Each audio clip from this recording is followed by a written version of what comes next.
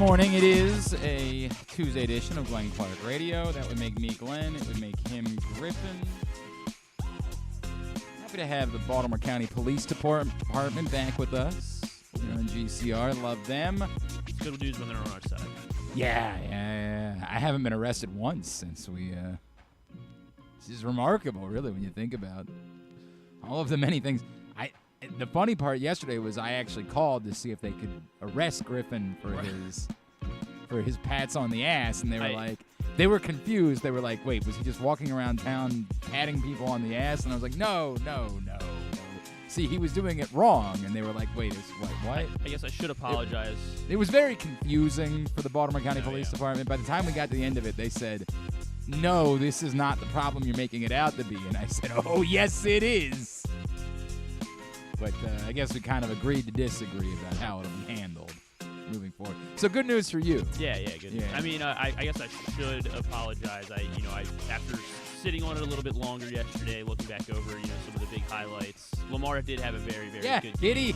And I probably should have had him over Nelson Aguilar in my pats on the ass if I could go back. But, coming out of the game, that is how I felt. So I still stand by my original feelings. But Lamar did have a very good game. That's if I could have it back. Let's not do this again today. Let's not. I had a lot of feedback that maybe you went a little too long with that. Yeah, maybe I did. Wasn't my choice. I'm not the one.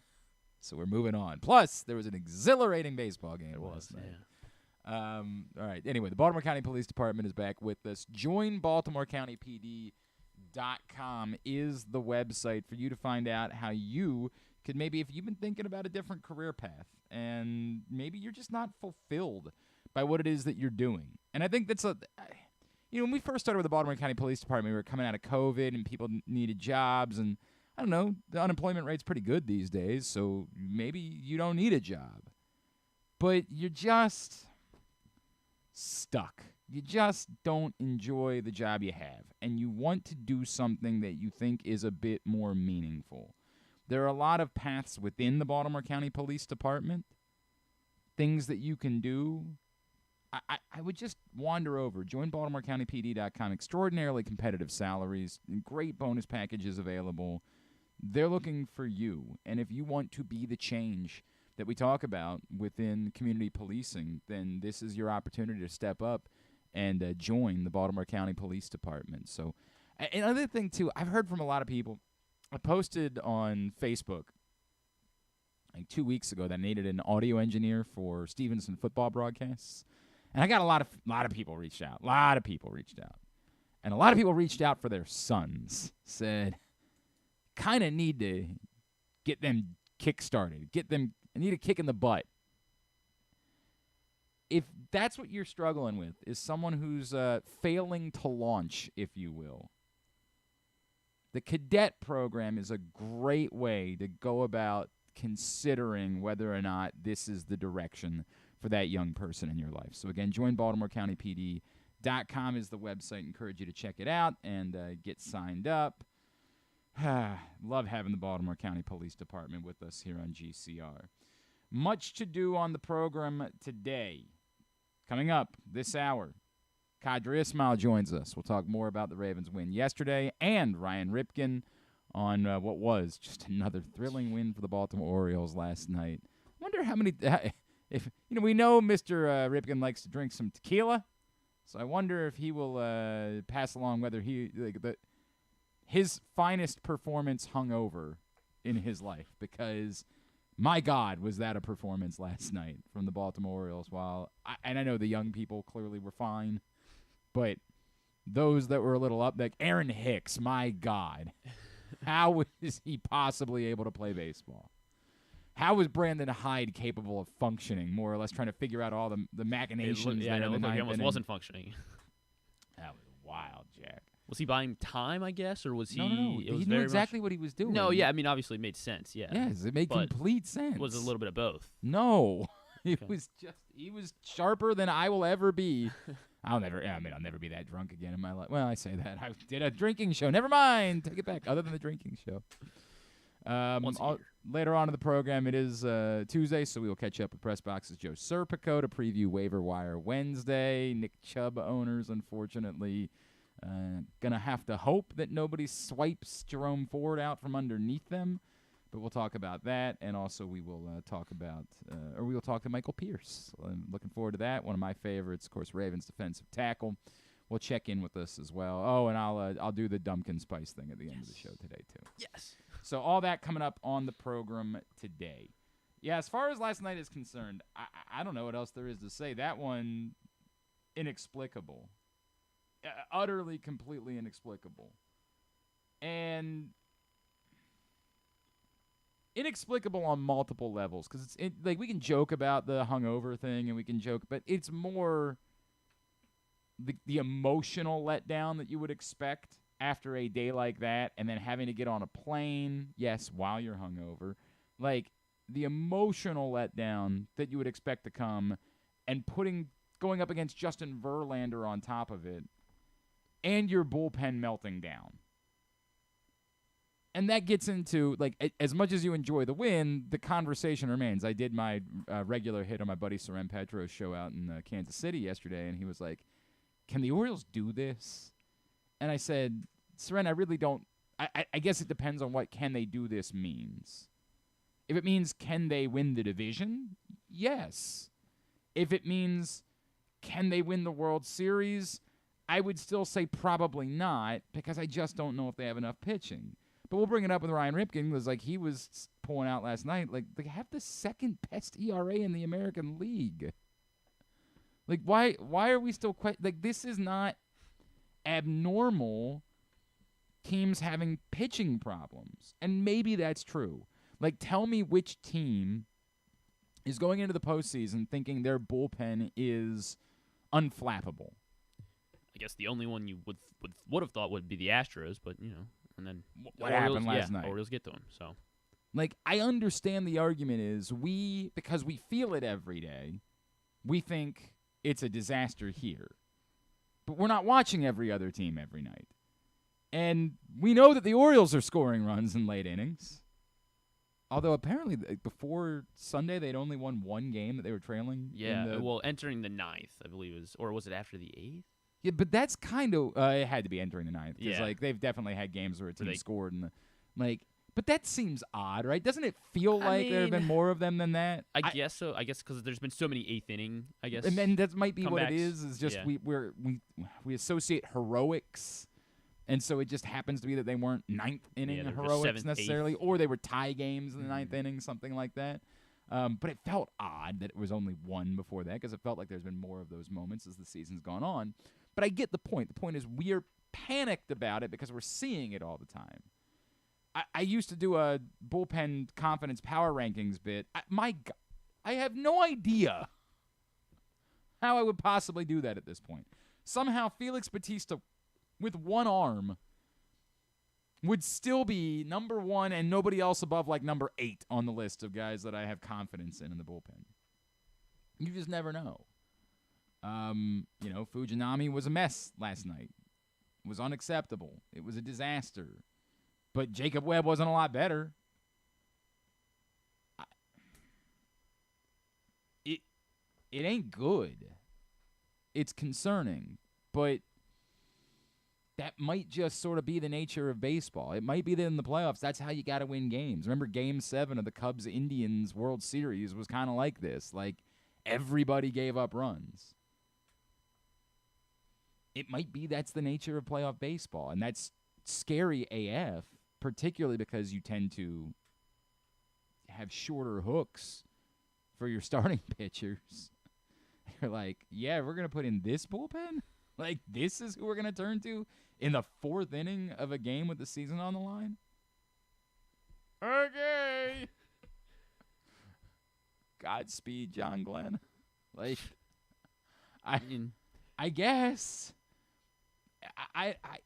I'm happy that the Orioles' bats have completely snapped out of the funk. I'm very happy that that's we don't have to talk about that anymore. Right. I mean, the problem is if they do another one of these offensive slumps and it's in October, I mean, that's probably going to be the end of the it will be season. 100%. If they go through another 4-game offensive slump, it's over. Like, you can't have that happen in the playoffs. You're not going to have enough pitching in order to be able to overcome that.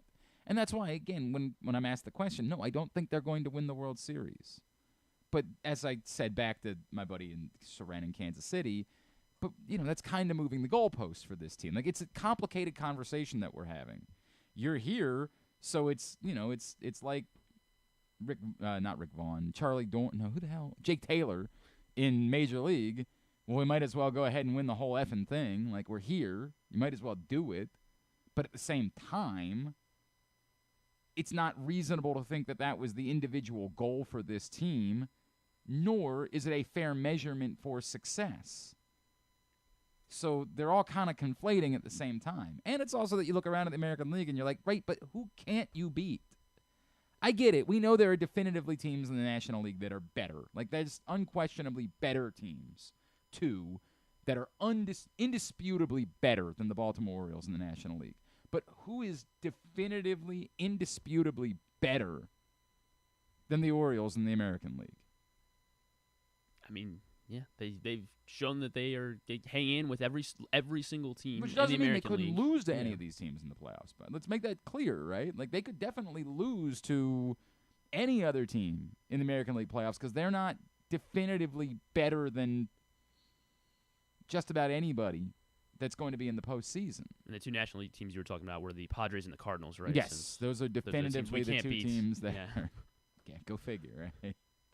Adam Wainwright got his 200th win. I don't know what I'm supposed to do there. Good for him. Thank you for your service. What do I don't know. What do you say? Like, obla-dee, obla-da. It's also, what a world we're in where, like, now 200 wins is being celebrated like that, which is 100 shy of what we always treated as the marker. Like, the marker for a successful baseball career or a successful starting pitching career was 300 wins. But we just know we're not going to see that again. So we've moved the meter not to 250, all the way back to 200. But again, well, he's like the fourth active pitcher to reach 200. So did I know that? There's 3 other active pitchers. Yeah. So Verlander, yep, Scherzer, and Greinke. I believe that's it. It makes sense, Yeah. right? Like, those are. I don't know who else it could be. Sale's not at 200, is he? No. Could you imagine? It's got to be those 3. Yeah. Oh, actually, he was the 5th. Sorry, I forgot one. There's one more. Who am I not thinking of? It's not Sale. It's not Sale. It is a lefty. It is a lefty who has 200 career wins. Man, why am I not? Yeah, I mean, it is obvious, but I mean, I guess he just hasn't really done much this year, I guess.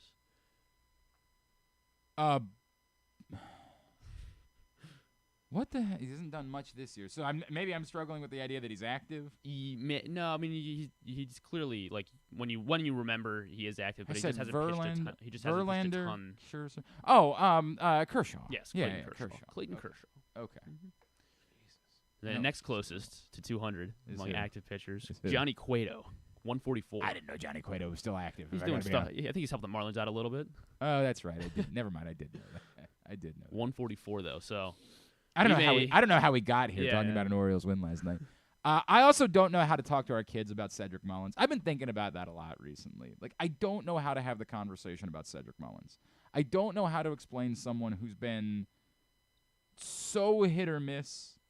Like, everybody knows that I adore Cedric Mullins on multiple levels. As a baseball player, as a human, everyone knows I go on about it constantly. But I don't know how I would, like, if my son was a little bit older and was like, so he's the greatest baseball player of all time? And I'd be like, well, no. Like, right, but he's the best player on the team? Like, well, no. Okay, so why do you adore him so much? Well, it's hard to explain. I don't know how to talk to my kids about Cedric Mullins. He's got the most insane range of any outfielder that I've seen in a very long time. And I guess we're kind of, maybe the advanced metrics would say something different. Are we starting to feel like the arm isn't the liability that we thought it was? I mean, like, in fairness, probably the only reason why they tried to score I don't remember who was on third base last night. Was it Jordan Alvarez? Might have been Alvarez. Or Abreu? I can't remember. It was somebody who didn't to your run point, well. I don't think it was a speedster. And so I think the only reason why they even attempted that was because it was Cedric Mullins, and they do disrespect his arm. Mm-hmm. Because it was way too shallow for that to have been a good idea. That was not a good idea. Although, I didn't watch the replay because I was also at trivia and also watching multiple. Was very close. They didn't challenge. Yeah. It was very, very close. I saw Twitter telling me that there was a chance that he was safe. He wasn't. I don't know how to tell you that. The recorder isn't out. Game over. Well, no big deal for them. At least they didn't need that run later. Right. All's good because they got a runner to third base with one out in the ninth inning. They definitely got that guy home, correct? They didn't waste that, did they? Not the Houston Astros. They couldn't have done that. I don't know how to explain it. This guy has a feel for the moment. We talk about Adam Frazier and his heroics, and statistically, Adam Frazier is one of the best hitters in baseball in big situations, which is just insane because otherwise he's barely a decent hitter. But it's so much more than that with Cedric Mullins. It was Alvarez, by the way. Alvarez. Yes. It's so much more than that. It's the flair for the dramatic that goes beyond just the situation, but somehow the result. Like a double off the wall would have been flair for the dramatic last night. Of course he hit a home run. Of course he did. He's Cedric Mullins.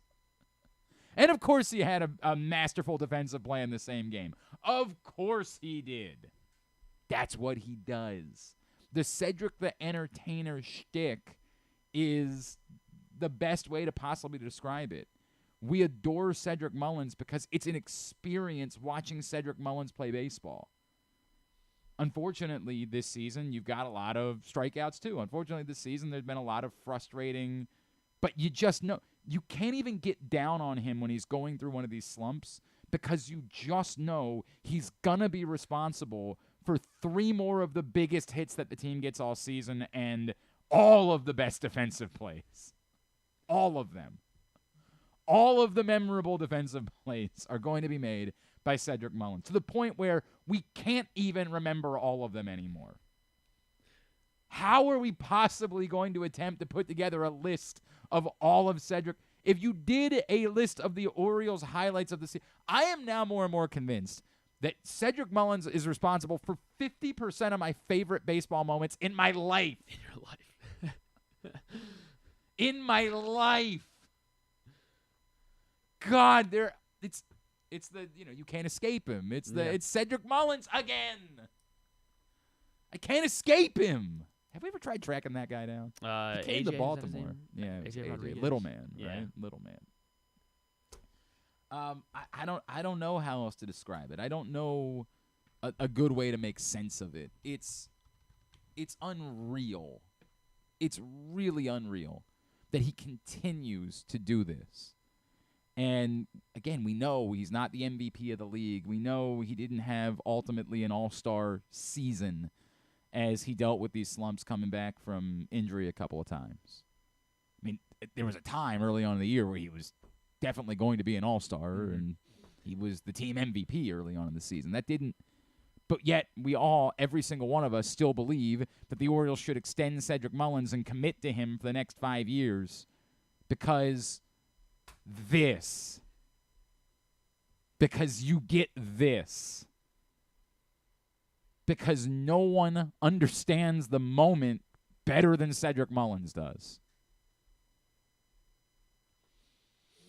It's hard, man. It's really hard to define. It's easy to say someone's having a good season. We know how to define the Ryan O'Hearn thing, who, again, had just a wonderful night again last night. We know how to define it because there are numbers that back it up. We can look at Ryan O'Hearn's numbers and say, beyond just it being a special story, right? Beyond him sort of being rescued from anonymity and given this opportunity with no expectations and delivering, the numbers back up definitively Ryan O'Hearn is having an exceptional season. And the Orioles, all of a sudden have to think about what this looks like moving forward with O'Hearn and Santander and Kerstad and Mountcastle. They got a mess of right fielder, first baseman, DHs. Good problem to have. Not suggesting that it's a problem, but they're going to have to figure it out because Ryan O'Hearn has to be a part of the equation. The season has been that good. But you can define that. You can use numbers and say, here's how we know Ryan O'Hearn is having an exceptional season. What number do you use to define the season that Cedric Mullins has had? It's very difficult, and yet we all know. Every single one of us that has watched the Orioles throughout the course of the season knows the impact that Cedric Mullins has had. I've seen a lot of people talk. I don't have a most valuable Oriole vote because I don't really cover the team. I think at some point they're probably going to take away my Ravens MVP vote too because I stopped. Like they kept including me, despite the fact that I don't think I've been to Owings Mills in 4 years at this point. Well, not to the facility anyway. I've been to Owings Mills. I saw everybody talking about how the ballots went out this week for most valuable Oriole, and I was like, dude, I have no earthly idea. Because it was going to be Felix, of course. But, like, now, I guess Gunnar, it defaults to Gunnar. Like, I assume that's who everybody's going to vote for. But how do you define valuable? Maybe it's Ryan O'Hearn. He's been really good. Maybe it's, like, you could make an argument that for value, Cedric Mullins has been that guy. You can't because he was hurt twice, like, I understand. But, God, who am I kidding? It's going to be Gunnar. Gunner's going to be MVP. Yeah, although you could make an argument for Kyle Bradish, like a strong argument for Kyle Bradish. I just don't think that he'll win it over somebody who plays every day. Kind of like yesterday's pats on the ass. You could really go with anyone. Yeah, you could really do that, couldn't you? Except for who you went with. All right, today's show brought to you by your local Toyota dealer, buyatoyota.com. The Toyota Tacoma comes in a range of models and trim lines, so you can choose the perfect Tacoma to reflect your unique personality and driving habits. Check out buyatoyota.com for deals on new Tacomas from your local Toyota dealer today. Our next guest, of course, you see him on WJZ 13, and he is a former Ravens wide receiver, Super Bowl champion. He is our buddy Qadry Ismail, and he's back with us now here on GCR. Qadry, it's Glenn. It's always great to catch up, brother. Thank you for taking the time for us.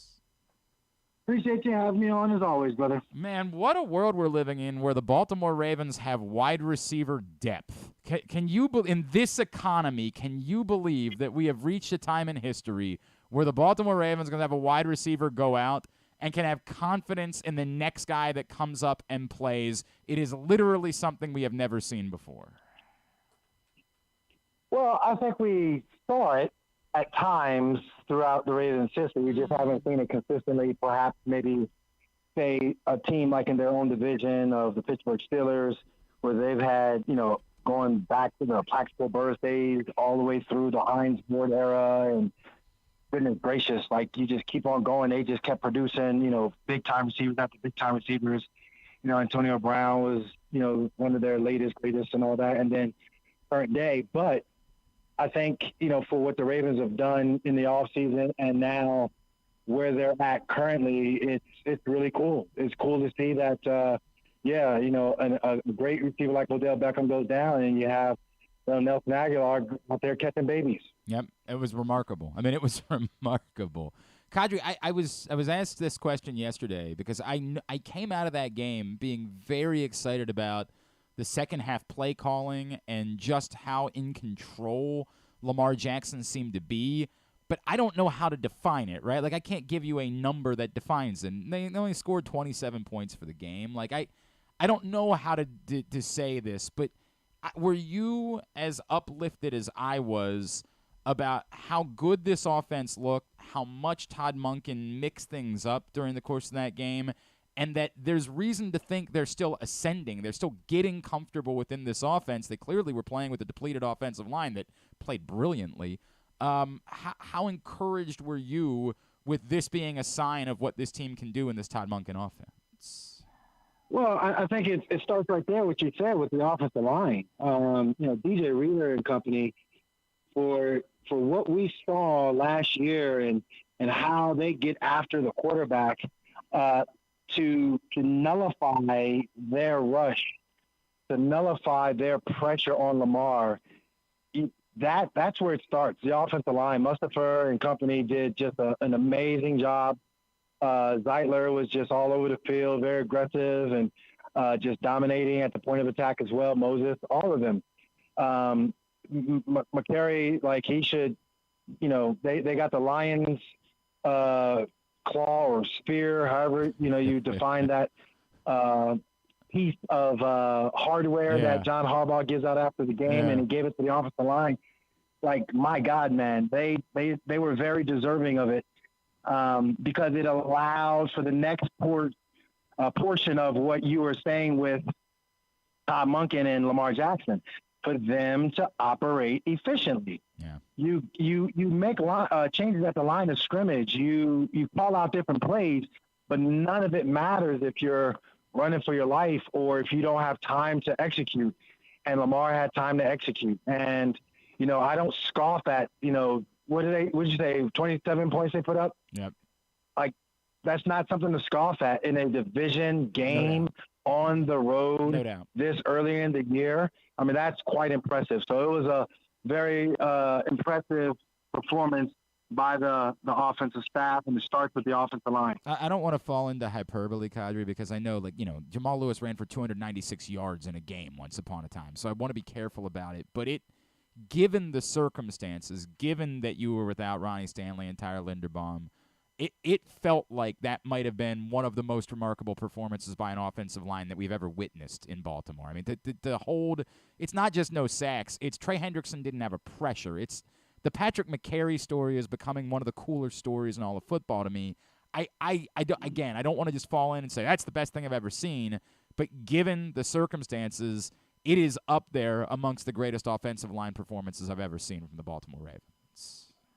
It is in the conversation, and you're absolutely right. I think, the job that they did, maybe it might not be Jamal Lewis-esque, but it is right up there. I think, for what it was as far as like backups going in there and not missing a beat, the quality of the defensive line, I am telling you, that D-line has given this team fits. Yep.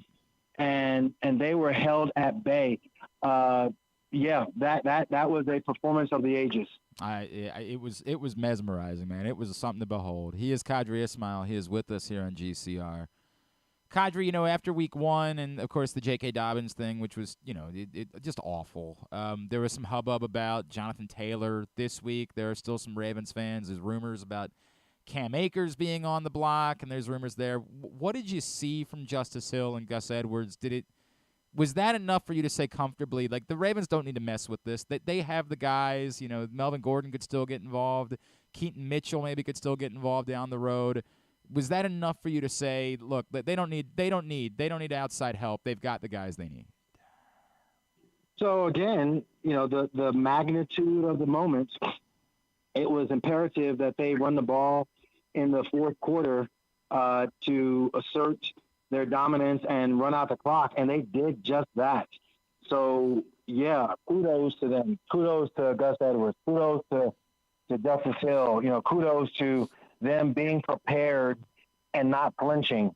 Again, it's what have you done for me lately? And I think for general managers – probably going out there from a scouting aspect of things and, saying, hey, we got to do this or we got to do that. We got to prepare for this. We got to prepare for that. And let's see who's out there. Well, now he's like, okay. All right. If I'm EDC, I'm like, I don't have to worry about this position just yet. Let me look at other positions and we'll keep this on the back burner. So I think, they put up in a pressure situation, and kudos to them for doing so. I thought they offered a little decent mix too, right? Like that Justice Hill, I don't want to say played like J.K. Dobbins because we can't. Sometimes we miss it on J.K. Dobbins. Like the dude has led the league in yards per carry twice. Like J.K. Dobbins is special. Unfortunately, he's just dealt with injuries. But the concepts seem similar, right? Like that Justice Hill is in as the guy that can catch passes and you're trying to get the outside, Gus Edwards being between the it seemed like a similar concept to maybe what we would have expected from J.K. Dobbins and Gus Edwards. So I think what you're saying is that there are some similarities in their style, and I could agree with that. Yes, there is a reason why Justice Hill was the backup, and there's a reason why you had J.K. as the starter. But for J.K. to go down, the backup needs to come in there and play now with the role he has as a starter and use his talents and skill set. And I think his talents and skill set complement what the Ravens are trying to do with Gus Edwards' skill set and the way he is built as a running back. So it all goes hand in hand. And I think the fact that, you see him taking advantage of it, Justice Hill, that's a good thing. I agree wholeheartedly. Qadry, the only thing that I would say maybe a concern, after week one, the edge rush looked pretty good, and Odafe Owe had a great game. Obviously, he was kind of quiet, and then he got hurt in this game, and there was almost no rush whatsoever. And even a banged-up Joe Burrow started to look like he was very comfortable in the second half. How much does that continue to be a concern for you? I know that we want to give patience to David Ojabo and time, but boy, I don't know how long you can continue to let quarterbacks look comfortable. And the secondary did, again, an amazing job given everything they were up against. We can't stress how well the secondary held up given how depleted they were, but it just felt like they were not getting much of a lift at all from the edge rush. Golly, poor David and Clowney. He came along in the fourth quarter, made some plays. You're right.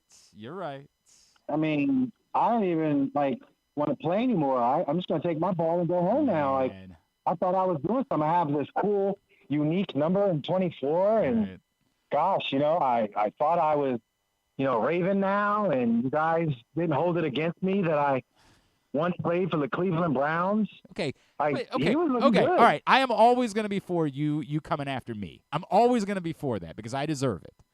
But are you comfortable enough that that's what you're getting from Jadeveon Clowney game in and game out this season? So my point is that for what this game needed, he stepped up. For the way in which Carson Palmer, the way in which Joe Burrow was getting rid of the ball so doggone quickly, it was definitely tough to get to Joe. They had a game plan of, hey, we got to get rid of the ball to protect him from, getting pressured. And there were plenty of times where they got pressure to him and he was inaccurate with throwing the ball. So it was there.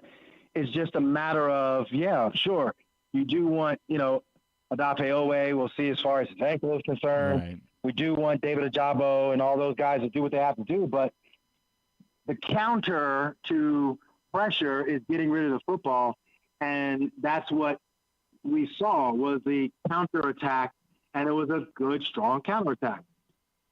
I'm with you on that. I don't think I'm nervous about the Ravens' defense. I think that if anything, through two games, I'm wildly encouraged, right? The play of the secondary has been better than I expected it to be. And what can't be undersold is I can't come up with enough superlatives to talk about Roquan Smith and Patrick Queen. I mean, it's insane to say this considering the history of the Baltimore Ravens at the position. But as far as duos are concerned, this is starting to rank up there with one of the great duos in franchise history. Patrick Queen looks like he's going to be in the neighborhood of an $18 million a year contract. Like that, to me, I think more so than I felt coming into the year, I'm encouraged by the play of the Ravens defense as a whole. Absolutely. And that's what I'm saying. Like, there's so much there that is good that I think, we as the fan base kind of nitpick at things. I was listening to, the voices on X, and they basically were like, but the offensive line, they had so many penalties. I'm like, are you mad? Right. Did you not watch the game? Did you not see? Did you not see Joe Burrow get rid of the football very quickly so the defensive front, couldn't get to him? Both things were literally one. You had the D-line for Cincinnati flopping on certain situations, and the refs were like, oh, my God. Right. And it was fine line between, like, that should have just been a flag you hold in throwing. Then on the flip side of it, Joe Burrow is, the highest paid quarterback for a reason because he's trying to get rid of the football. It just so happens he has a trio of receivers that all you got to do is just fit it between a tight window and they're going to make the play for him, and they did that. So I think, nitpick for sure, but nitpick with intelligence, and I think that's where, I kind of draw the line in the sand and say, man, a team like Cincinnati on the road, hostile environment, you got injuries to key positions, and the way the defensive front played, the way the secondary played, the way the stars of the linebacking core, like you just mentioned, played, the way Nelson Aguilar and others stepped in and played in the midst of some adversity, the way Lamar Jackson was able to be composed, like all of that was a great, strong, powerful team win. I couldn't agree more. It was that good. Qadry, you and I have never talked about this. I want to let you go by discussing this. It popped up again on Thursday night. I've always wondered for you as a receiver, the fumble the ball through the end zone rule. The fumble, and on Thursday it was over the pylon. As football fans, we hate it. We think it's the dumbest rule that ever has existed in sports, that you're 2 inches away from scoring a touchdown, and then in any other place on the field, you just get the ball back, but here you literally give the ball back to the other team. You, of course, had to deal with the rule and probably were taught this is why you don't extend in these circumstances. This is why you protect the ball there. Are you, this is an insane rule, it needs to be fixed, or everyone knows this is the rule, I have no sympathy for someone that ends up losing their team possession in this process? No, I hear everything you're saying. I think it is a gray area that I'd love to see in the fairness of the game and not necessarily. So, for example, that means that when every time a quarterback gets sacked at the 1.5 inch yard line, you give him the benefit of the doubt rather than giving the defense a safety. That's a great point. That's a great comparison. If you're doing that way, then how come you can't do it the other way on the other side of the field when it's a scenario where the offense, yes, fumbled the ball, but you're giving them the benefit of the doubt? I would just think that you go back. I've said it for years, and I've stopped really getting angry about it because it's clearly not changing. But why do you not just go back to the spot of the fumble the way that you would do, say, last night when there was a turnover and the Browns fumble it out of bounds, and everybody says, oh, we know what to do here. They get the ball. It's bonkers to me, just bonkers to me. All right, remind everybody about what you're doing and how you can improve their lives and make them actual physical specimens and not, as you like to describe me, skinny fat. Well, I mean, you are skinny fat, and that's something that your visceral fat is going to have to deal with, and hopefully your liver will be okay. I don't know. But if you want to take it to the next level, missiletraining.com. That's missiletraining with 2 I's.com. You can go to my website, check it out. And at the same time, it's from 6 years old to all the way up to my oldest client, 83 years old. He just finished competing in the Maryland Senior Olympics and took second in the 50-meter breaststroke. 50-meter breaststroke, and very proud of Richard and did an awesome job. But human movement and sports performance is what I do. That is awesome. That's really impressive. Of course, at I am Qadry Ismail, WJZ13, where you can see him. Always appreciate you, brother. Love you. Thanks for taking the time for us. Indeed. Always, brother. Anytime. Qadry Ismail with us here on GCR. Can we grab a break? Is that okay? When we come back in, Ryan Ripken will check in with us. We'll get some thoughts on another exhilarating Orioles win and try to let him make sense of whether we should be as nervous as we are about the bullpen. That's next. Glenn Clark Radio. The Baltimore County Police Department is hiring. Entry-level officers start at over $60,000 and over $64,000 for lateral officers, with $10,000 signing bonuses available. Plus, cadets start at over $32,000. Great benefits are available like medical, dental, and vision insurance, tuition reimbursement, 15 sick days per calendar year with no limit, career advancement to more than 20 specialized units, and more, with further incentives for military service members and veterans. A passion for service, a career for life with the Baltimore County Police Department. Find out more at joinbaltimorecountypd.com or call 410-887-5542. Must be a United States citizen, have a valid driver's license, and a high school diploma or GED equivalent. Gambling can be a fun and entertaining experience, but there are risks involved. If you're planning on betting on the game at the casino or on your phone or computer, know your limit, stay within it. Set a budget and a time to stop. Remember, gambling isn't a financial solution, and it doesn't mix well with alcohol or drugs. Know the risks and have a plan before you begin gambling. For free and confidential services, call 1-800-GAMBLER 24/7 or go to helpmygamblingproblem.org. All aboard! The Orioles train keeps on moving, and it's ahead of schedule. The Birds are motoring towards a playoff run here in 2023 as their magic number keeps getting smaller and smaller. I'm Paul Valley, and you can find me along with Zach Goodman every Saturday from 10 a.m. to noon right here on the Bat-Around. We'll navigate you through the playoff push as the Orioles look to put an exclamation point on what is turning out to be the best season of the last 40 years. So join us on the Orioles train, and let's enjoy the ride together right here on the Bat-Around.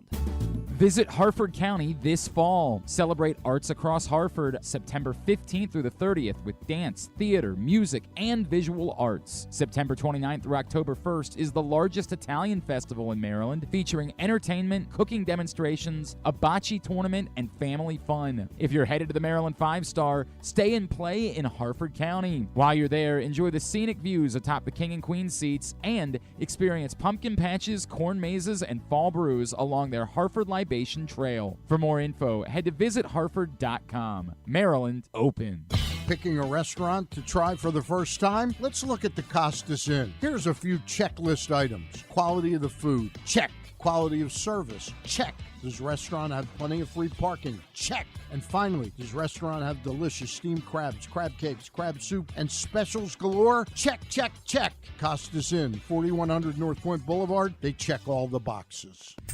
The latest edition of PressBox is available now. On the cover, Bo Smolka dives into what's next for Lamar Jackson after receiving one of the biggest contracts in football history. Is Lamar ready to take the Ravens to the next level, now with a new offensive coordinator and new wide receivers? Also inside, we look at what new football coaches Brian Newberry and Pete Shinnick bring to Navy and Towson respectively. And we meet players from the college football and soccer programs around the state. PressBox is available for free at over 500 area locations, including 60 Royal Farm stores. And you can always find the entire edition as well as the best daily coverage of the O's, Ravens, and Terps at PressBoxOnline.com. 6 chicken tenders made from fresh, never frozen Royal Farms world-famous chicken, a family-sized order of Western fries, honey mustard dipping sauce, and a 2-liter bottle of Dr. Pepper. It's Royal Farms' new Tucker's Tenders Meal. It's Justin Tucker's favorite, and at only $19.99, it'll be your favorite meal, too. The new Tucker's Tenders Meal, available only at Royal Farms. Now you can kick back, relax, and eat like a champion. Real fresh, real fast, Royal Farms.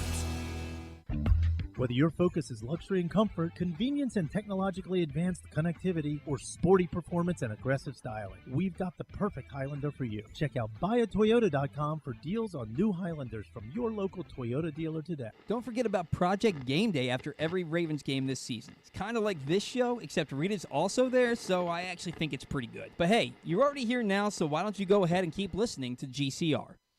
All right, back in here on GCR. Don't forget that when you use the code GlennClark23, GLENNCLARK23, you will get a $250 same-day first bet match, win or lose.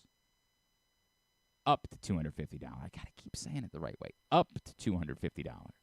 So in fairness, if your first bet is $75, you're going to get $75. If it's $5, you're getting $5 in first bet match. Free bets. If it's $750, you're getting $250. That's the way that it works. Superbook.com. Download the Superbook app. Use the code GlennClark23, GLENNCLARK23, in order to take advantage. Superbook.com, Superbook app, and use that code in order to get that first bet match. Well, the last couple of days has been for the Baltimore Orioles. It's always darkest before the dawn, they say, right? And just when we were all panicked, everything changes over the course of the last 3 days again, and it's a reminder that has been the story of this team all season long. Joining us now, a man who, held on and defeated me in fantasy football this weekend, and I'm not thrilled about that. I got to deal with.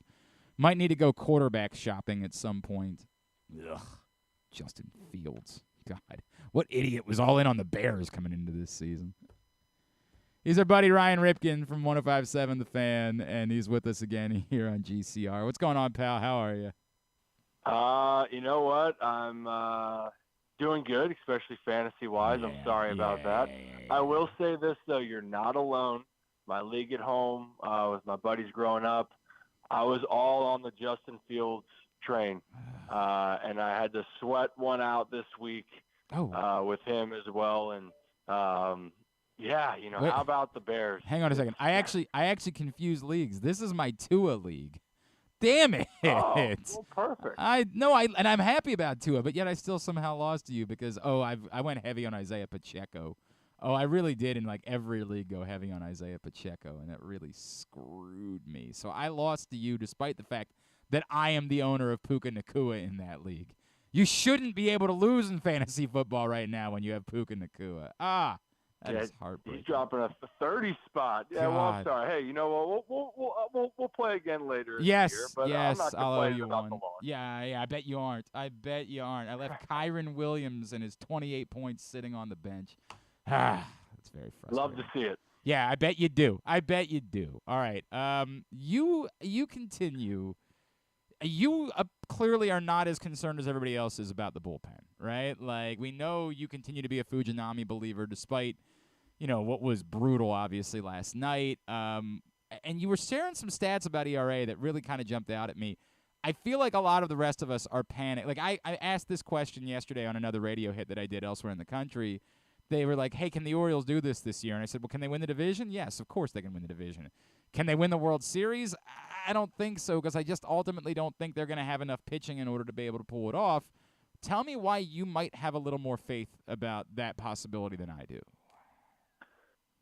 Yeah, I have faith because when it comes down to the stretch, honestly, this is the reality of it. In the playoffs, can you win a series? Can you stack up winning series? The Orioles have done that very well. And if you look around what's going on, yes, it does help when you have teams and bullpens, pitchers, anybody that has playoff experience, right? That always helps, especially when you're pitching well. But if you're looking at the body of work, the Orioles' body of work is tremendous, especially their team ERA bullpen-wise. And despite the struggles, and obviously Felix Bautista is a big reason for that number being so low, but the Orioles are still second in team bullpen ERA in all of baseball. So why I have confidence is because it seems that even if something goes wrong, they find a way to get it done. And even last night when it wasn't a great outing from some of their guys, and it was John Means' tremendous outing, and then you squander it because the Astros are a great team. But then how about their closer, their guy gives it up in the ninth? So I think those are the moments of saying everyone's human. It's going to happen. Can you find a way to get it done? And the Orioles find a way to get it done. That's why I believe they can still find a way even without Felix Bautista. So it feels like what you're saying is, and this is the way I was trying to describe it, because when sharing the bullpen ERA numbers really jumped out at me.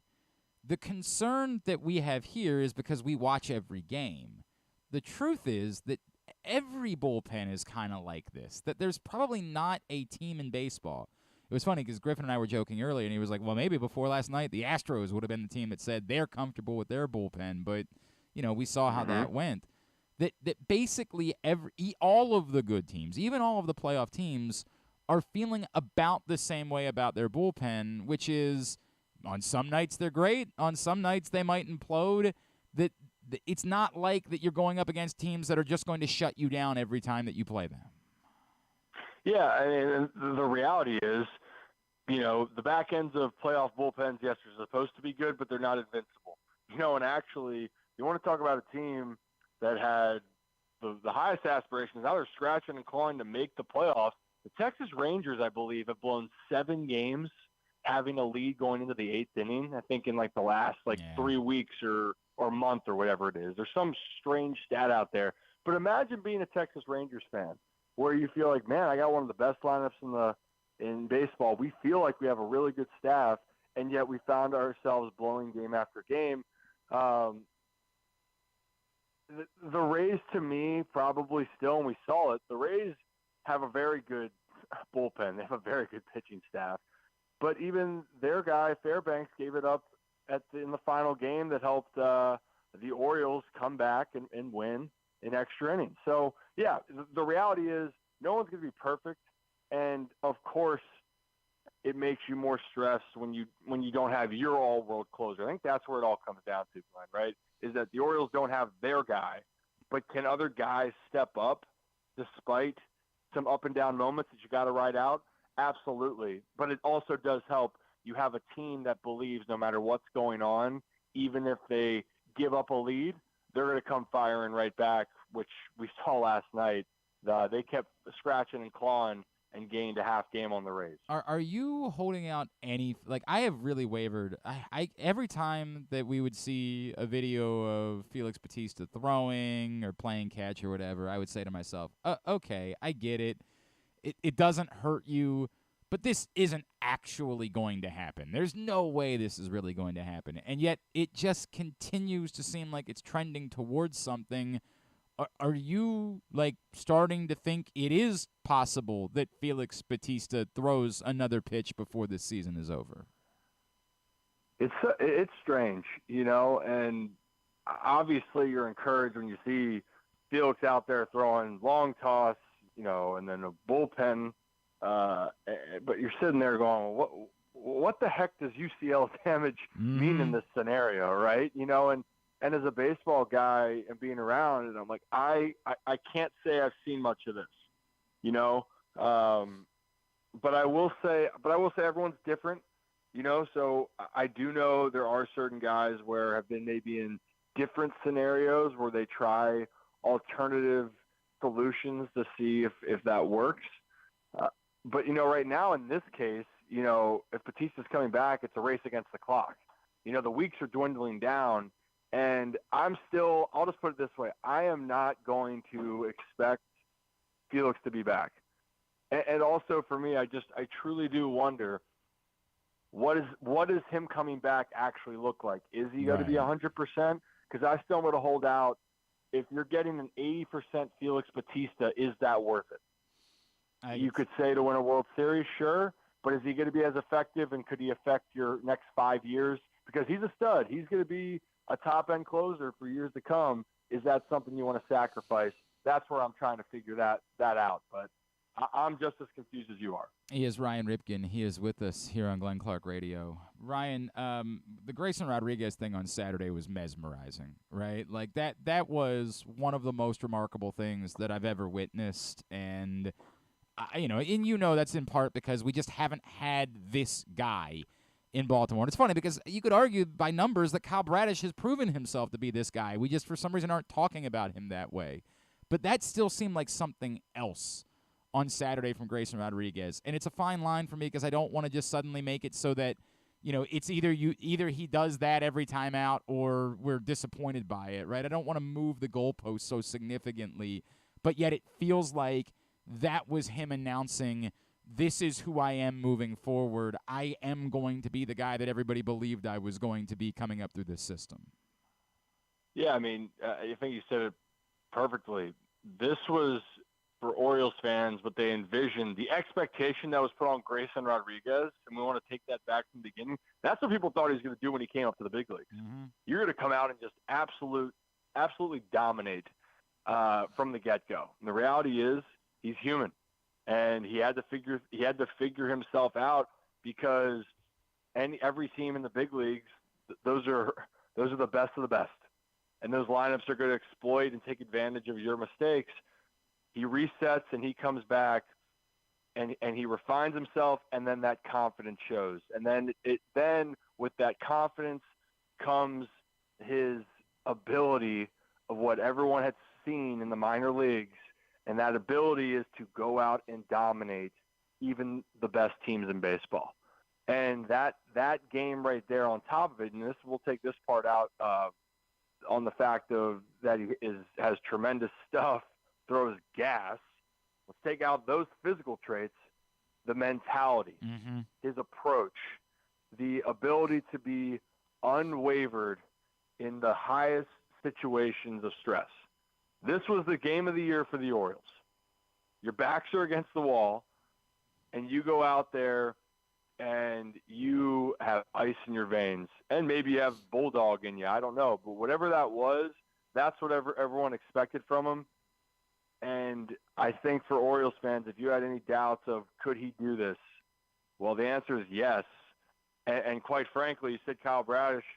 This is also why you didn't bring in an ace, because I think the Orioles were hoping and thought that they had a couple aces on their staff already, and we're starting to see it kind of unfold in front of our eyes, which I think is one of the coolest things to see some guys come up through your system, even though Bradish being traded, but come up to the big leagues and announce their presence, especially this season. Yeah, he's got that proverbial dog in him, if you will.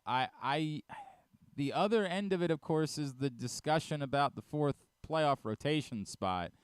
And I don't know, because John Means has pitched well, right? Like, he's not been overwhelming. He hasn't been, striking people out at a high rate, but he's pitched well, and he's got a lot of experience. But so does Kyle Gibson, who would presumably be the other candidate at this point for that fourth rotation spot.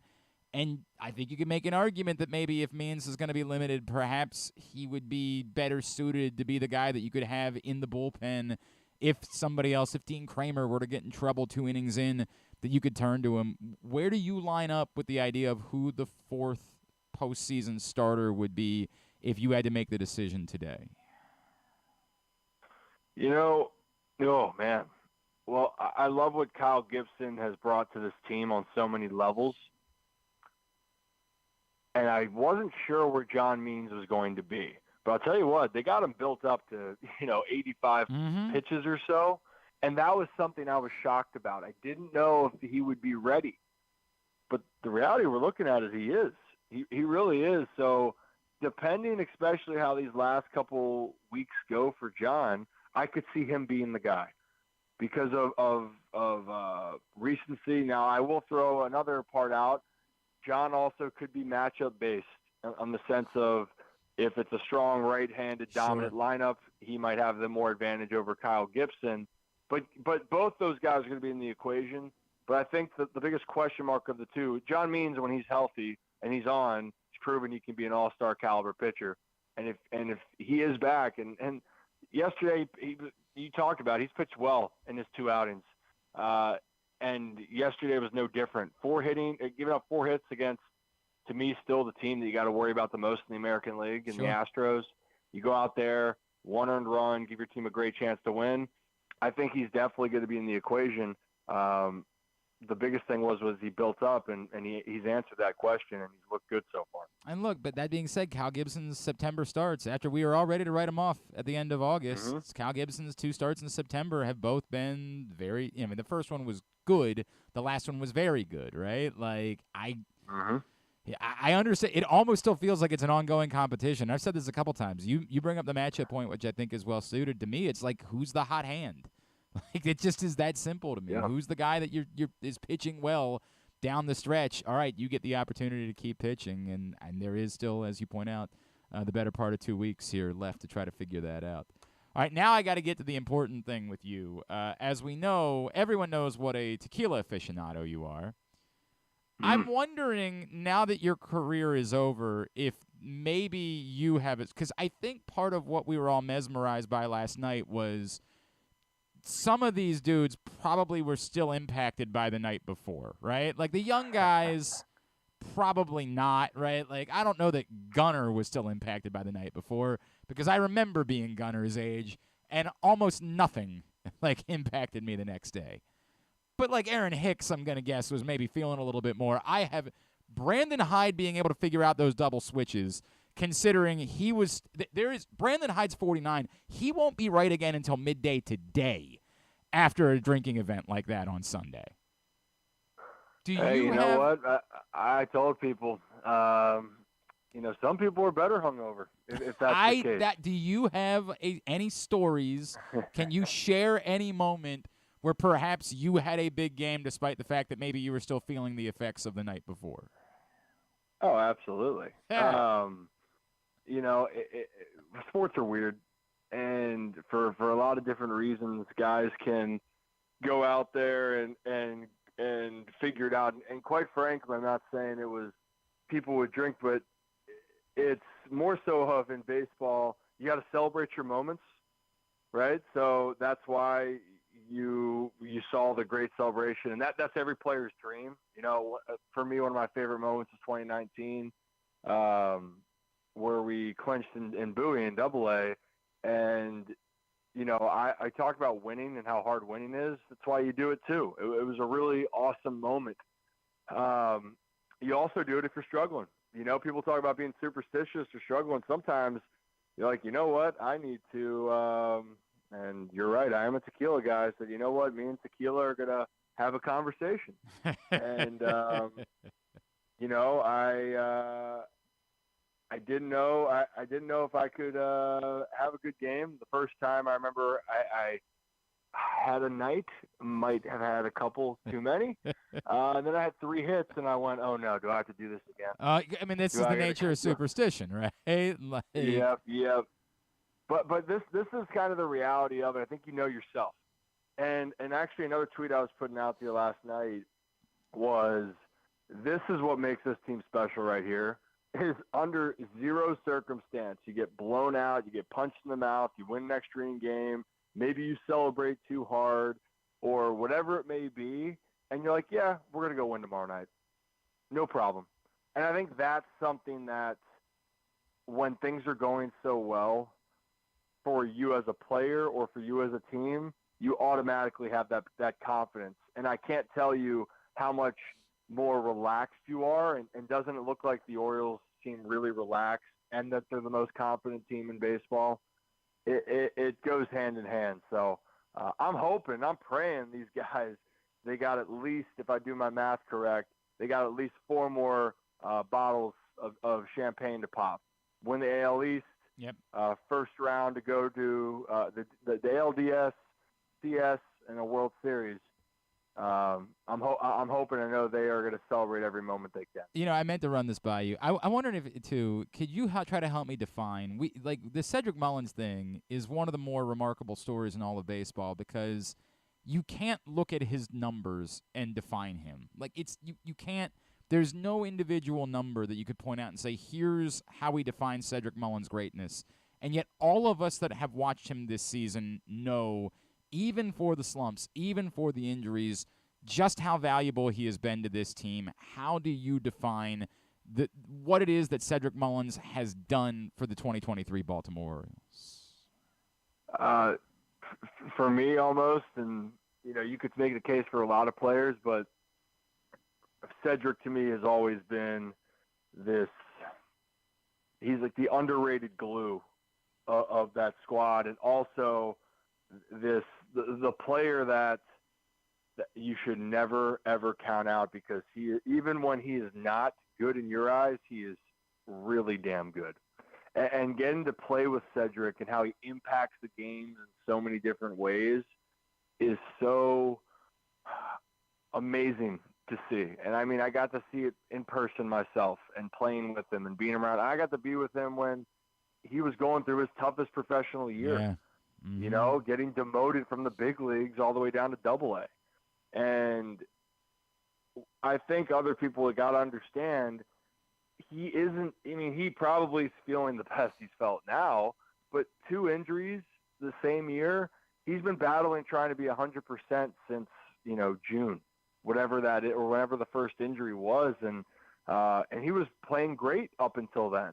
And then it's a battle to get out of rhythm. But I think what we're seeing right now is that Cedric Mullins, again, is just showing you why, to me, he's considered one of the best in the game, even when he's not 100%, because clutch moments he can deliver. Big plays in the defensively, which we saw again last night as well. He just makes plays. It's unbelievable. He is a ball player that makes plays. And I keep telling, when I heard the rumors earlier this year in the offseason, oh, the Orioles need to trade Cedric Mullins, thinking that would be one of the worst mistakes to make, because if the Orioles were going to make a big jump this year, a lot was going to be centered around how impactful Cedric Mullins is. And just like a lot of these Orioles, he's been a big reason, and still will be a huge reason if the Orioles get to the World Series. He would be somebody I would like to see handed a 5-year extension immediately because, my God, the joy of watching Cedric Mullins play. Our buddy Josh Charles wants to know, what is your favorite sipping tequila? Oh, man, that is very interesting. I've had a lot, and I know maybe some of the obvious answers if you go you have the Don Julio 1942, you have the Clase Azules. There's one Reposado I've been called Migenta. I think I told you that last time, Glenn. Yeah. Let me go and look above Legua Siete Decadas. I think I'm pronouncing that right. I'm on that one right now too.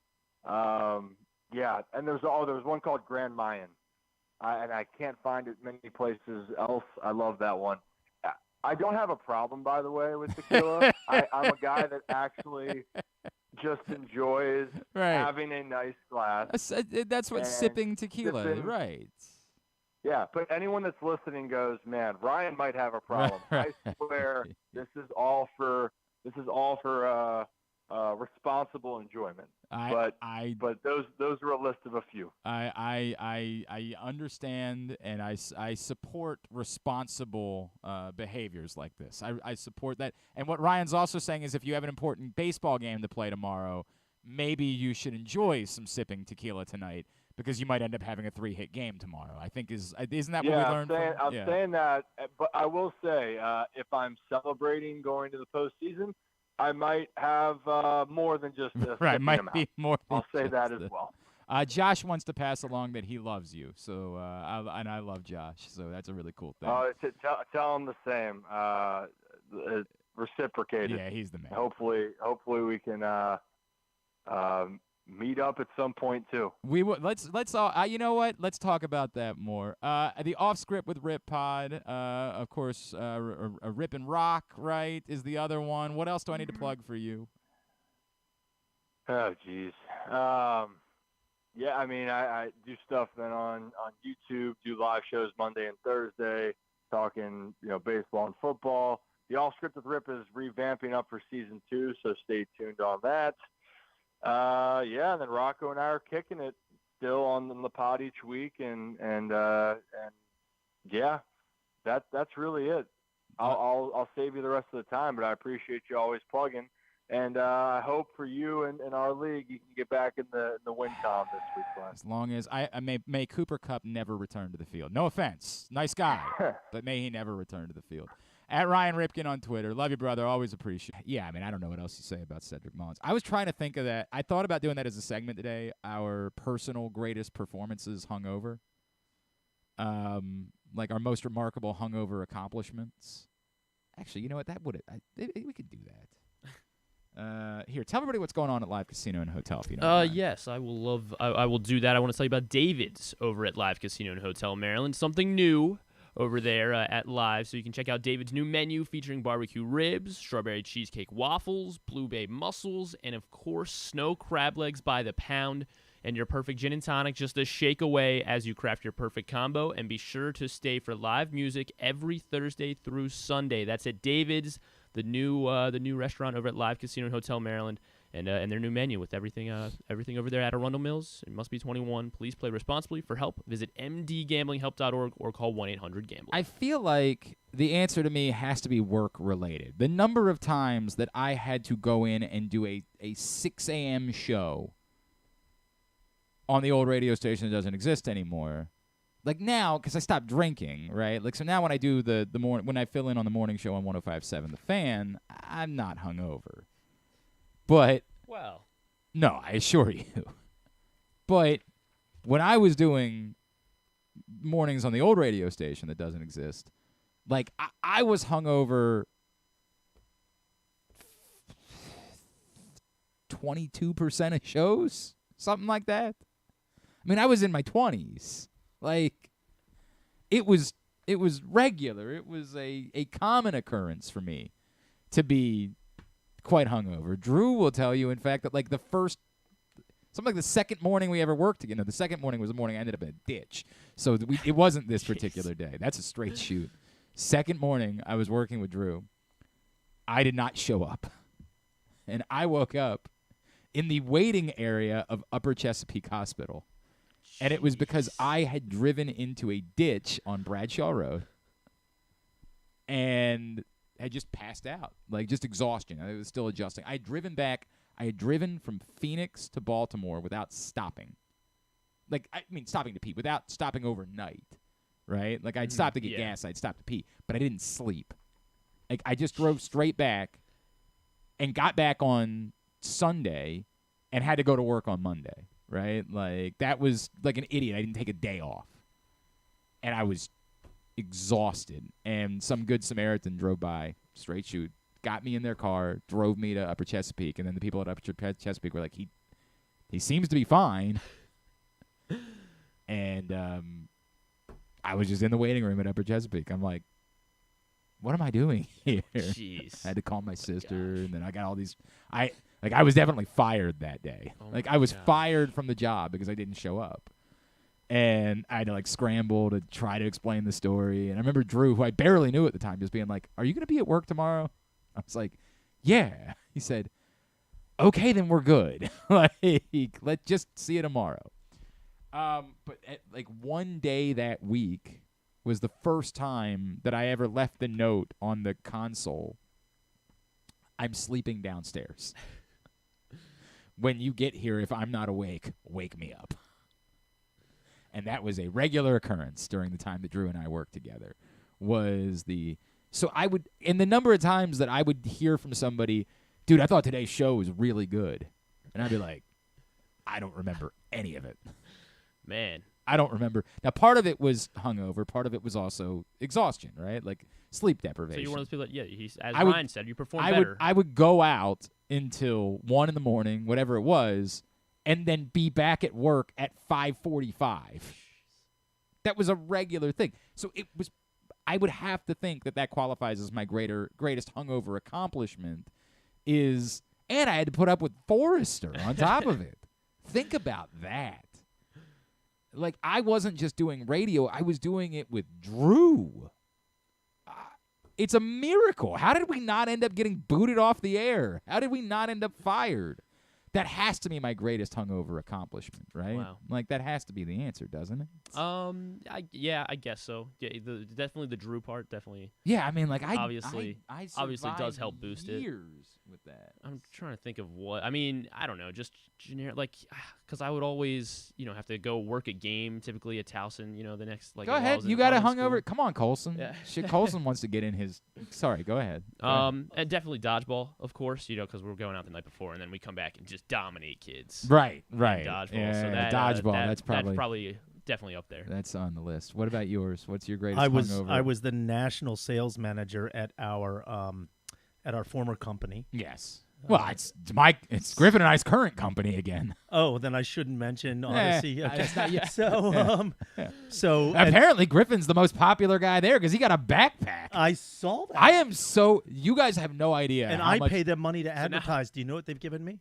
The airtime, and that's nothing. It. Literally nothing. Yeah. So now I feel like I shouldn't be wearing this around as much. Just a reminder, you'll be able to hear the Tyus Bowser show the rest of the season on 105.7 The Fan. That's correct. If I pay Nick Drecchio, who just emailed me to pay him for it. So. Well, maybe. Yeah, let's not have that conversation. Let's not do that. So I was in New York, and we got to go to the Howard Stern birthday show, which started at 6 a.m. And it was. I'm trying to remember which birthday, because he did a big birthday show. Oh, he did this every year at the time. Okay. All right. So Jackie, the crazies were there. Yeah. So we were basically drinking from 6 a.m. We walked in at 6 a.m. in our CBS suits, and there were beer tub girls in bikinis and every freak you've ever seen from the Howard Stern show. So it starts at 6 a.m. Goes the whole Rat Pack. Goes all day, all night, ends up at Scores. I think we were up till 3 a.m. So we had been up effectively for 24 hours. Slept for a couple hours.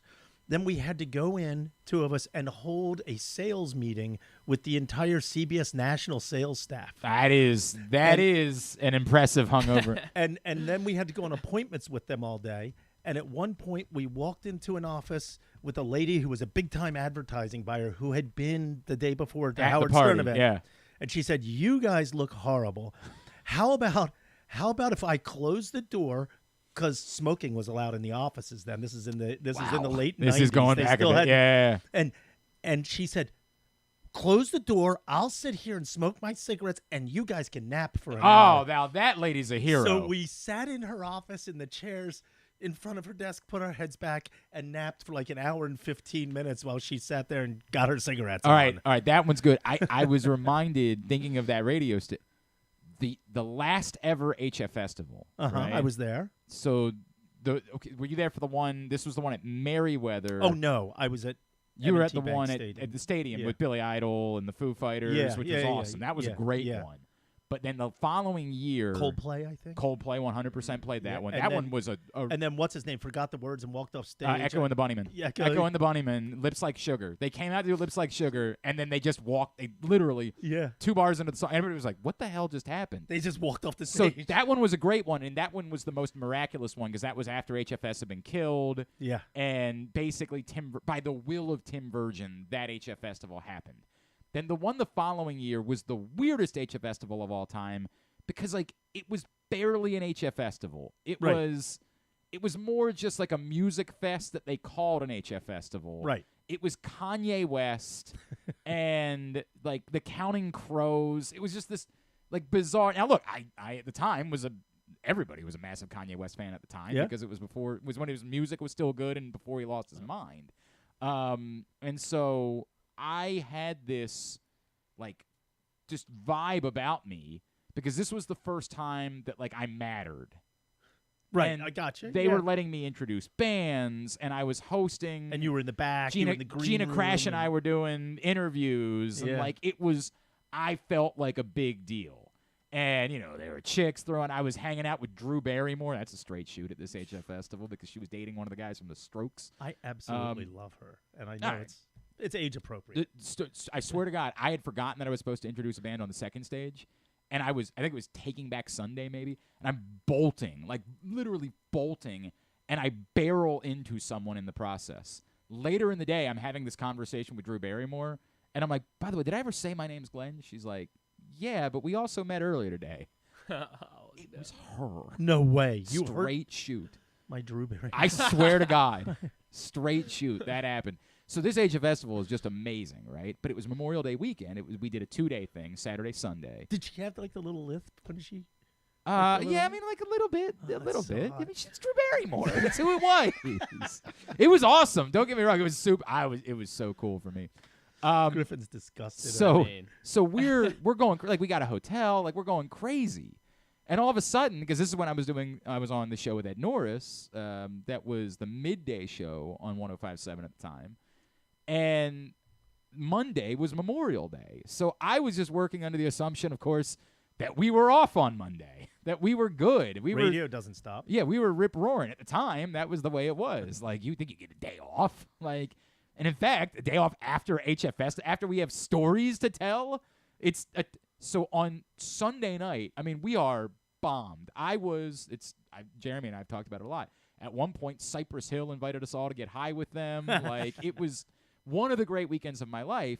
And then at some point on Sunday night, Maynard says to me, like, all right, well, we'll see you tomorrow. And I was like, are we going to hang out tomorrow? Did we talk about, like, going out tomorrow? Like, what do you mean see you tomorrow? It's like, 9:30, I'll see you tomorrow. Yeah. Like, to do what? I said, we're the show. Are you out of your mind?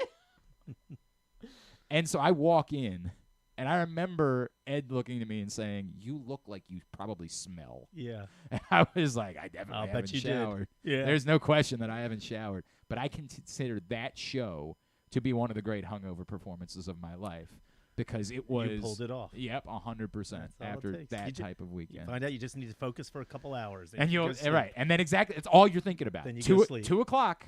And by the way, nobody else was in the building that day. Somehow we were the only dopes that had to go to work that day. You think Greg Carpenter went to work on Memorial Day? You think any of them? You think Greg Carpenter was hungover? Probably not like I was. Probably not like me. What a good man that is. I adore Greg Carpenter. Great guy. God, adore him. You think JoJo Girard was working on Memorial Day? No chance. Neither was Johnny Carson. It's okay. 100. Yeah, for some reason, we were working Memorial Day. So I look around the office and I'm like, 2 o'clock. 2 o'clock. That's Just all got you do. You as just soon look as at that the clock says 2, All you do is I look at the clock. out. Yeah. I will be on the floor of TJ Roberts' studio. Like, Yeah. I will be Well, it got worse. out. We had a huge snowstorm. Oh, God. And we were so hungover. It was me and a buddy, Dave, and we called our wives. Remember, this is before our smartphones. We had cell phones, but not smartphones. Right. We called our wives and said, Amtrak is not getting home tonight. We booked another night in the hotel, just went to sleep. Hey, man, what are you going to do? What are you going to do? We And again, these are where sometimes these got performances. home the next day, our wives were like, oh. There's a fine line between greatest drunken performance and greatest hungover performance, yeah. right? Like, there's a fine line between those two things because I think drunken performances have their own place. And they also happen all the time. I would say a hungover performance more difficult than a drunken performance. Takes more fortitude. 100%. For Agreed. you to withstand. You're not worrying about your performance when you're drunk. Right. Oh, just not even thinking doing about it. it. It's When joy, you're hungover, and it's joyful. There's no joy to a hungover You're trying to performance. hold everything together. You're not having a good time. You're having a miserable time, and yet you have to work your way through it. That to me is what makes last night. Did we so much scare more the magical. daycare people away? I know. I saw that. They You think it was maybe the Speedo yesterday. day? Yeah, The Speedo day yesterday, might have I been looked the. I looked across. There's the end of the line. nobody in there. The concerning. Speedo day. Dan says he ran a well, the day that I started walking out, they do the bit with the Speedo. With Yeah, Andrew I Stecker. know. And then I was like, wait a second, there's a daycare across Yeah. the way. Yeah, so I'm then not we doing put this. we put So now we can Carson do- out there or whatever. Oh, we did do that. Yeah, I we think- did put Cart, but not in a Speedo. Yeah. He just had his shirt off. He was just Yeah. sunning. That's all he was doing. Okay. I don't think that ran the kids away. Dan says ran a 10K on St. Patrick's Day. That wasn't a drunken performance, Dan. Because that, again, still amazing. No, it was a But on hungover. St. Patrick's Day, I would think that would be a drunken performance. Good You know what I point. mean? Good Again, point. it's a fine line between drunken performance and hungover performance. If that was hungover, running a 10K, my God. Running a sober 10K. I'm leaving is now. hell. I have All to right, keep this enjoy, thing on the please, track yes, somehow. please I continue. definitely know my worst hungover performance. I think. Okay. Yeah. What do you want to get? Well, we got to later? talk to Joe Serpico, right? Yeah. Do you want to share it or Well, not? I You- guess I was going to tease it, and then we. all right, fine. Well, I don't know. We might move on from the topic at some point. Okay. Well, it was after my cousin's wedding. Their dinner party was the night before the Mhm. wedding, and yeah, I was horrible the next day because it was out in Colorado, and I was miserable the entire day. I remember my mom and my brother went for a hike. I really wanted to go, and I didn't, and I wasn't able to go just Yeah. because I was Yeah. just trying not to die. And then the venue was like in the mountains. There's like really beautiful lakes. There's like a really windy road that's like 25 minutes away. And as soon as we park, I just run over to the field and I am puking Well, my I mean, guts out. that's about right. Yes, that's about right. And yeah, We might call somehow Proctor. got through. There is a hungover performance that is in the Hall of Shame for your pal. I don't really even know that I want to talk about it. It's one of the worst moments of my life. I was with now we have to. I was with Proctor. We were young. We were young, but we. All right, I'll save that. I don't want to bring it up. Also, after we did last year's drinking show turned into one of the worst hungover moments of my life when I was puking my guts out in the Cheesecake Factory bathroom as a 40-year-old man at 7 p.m. My son's walking in behind me thinking that Dad was puking because of the Bean Boozled jelly beans, because I had too many Bean Boozled jelly beans. Oh, Dad had too many jelly beans. That's what it was, boys. You're right. Exactly that. Today's show brought to you by the Tyus Bowser Show, which is back 1 week from tonight.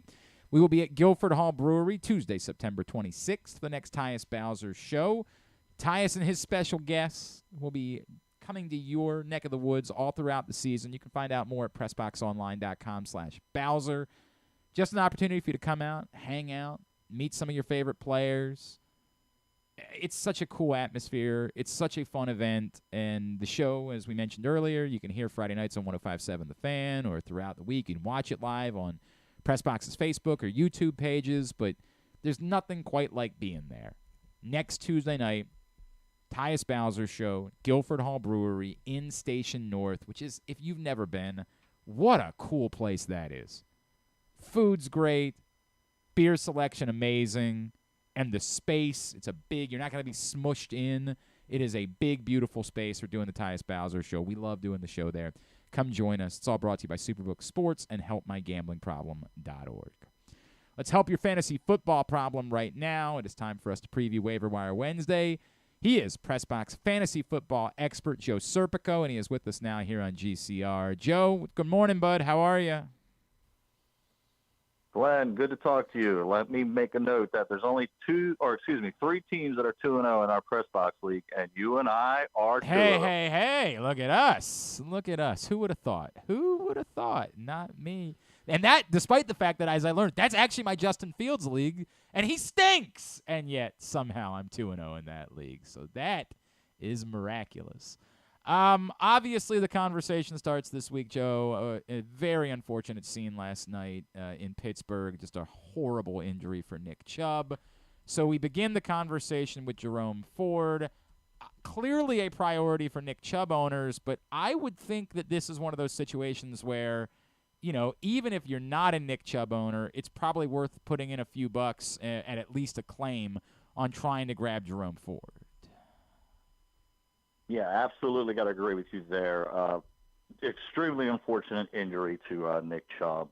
Before I start talking about Ford, but this kind of gets back to why people really like that zero running back strategy. You know, we've seen a handful of these first round, early second round running backs already fall down, and that's why you have these people that are big on that strategy. But yes, in regards to Jerome Ford, absolutely.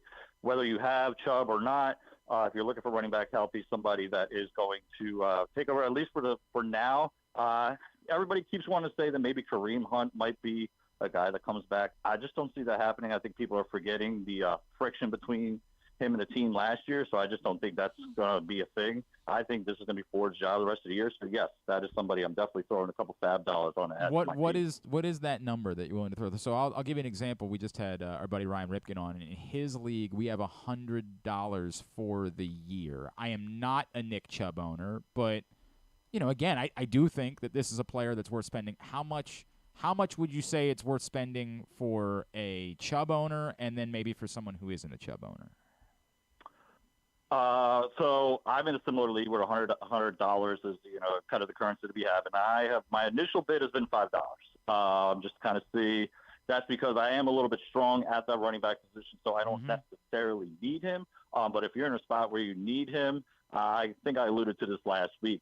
Weeks 1 and week 2 are where you find the majority of your best waiver wire pickups. So this is the time of the year where I'm willing to spend a little bit more. So let's say if you are a Chubb owner or somebody desperate, you know, don't be afraid to throw 7, 8, 9, even 10 if you really, really need them. Just because the rest of the way, you're just kind of be picking and choosing in situations like this, to be really honest. We're just going to be injuries are going to be kind of your main pickups the rest of the way. All right. I don't know. I guess it's a different conversation for Saquon Barkley owners because he's not going to be done for the year, but he is going to be out for a few weeks. How heavy do you go? Again, the obvious thing to say is if you're a Barkley owner, you're putting in a claim for sure on Matt Breida. But should others, like, is it worth putting in a claim if you're not a Barkley owner? And how do you handle fab dollars when it comes to Matt Breida? Yeah, Breida's just one of those guys that just doesn't excite you whatsoever as a player. There's a reason why Saquon Barkley was getting the most of that look. When I put this piece up yesterday, you know, there was still a little bit of uncertainty about Barkley. Yes, if you're a Barkley owner, maybe, you know, $2, $3 to get him on your team if you need somebody to spot start for the next couple weeks. But again, kind of similar to the Ford situation, if you're kind of strong at running back, Ford is a guy I definitely want. There's another guy, hopefully we're going to talk about in a second, that I'm kind of high on. But Breida, you know, out of the 3 running backs that I kind of have listed this week, or 4 running backs that I have listed this week, he's kind of on the bottom end of the totem pole. Is the third one Zach Moss?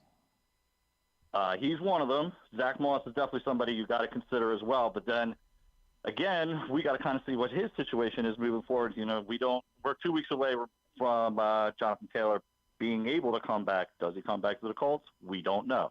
That's kind of a situation there that kind of leaves me, you know, not as much willing to throw, you know, the fab dollars as I just mentioned before, because Ford, we know that's his job the rest of the way unless they find somebody. But Zach Moss is definitely somebody I want to add.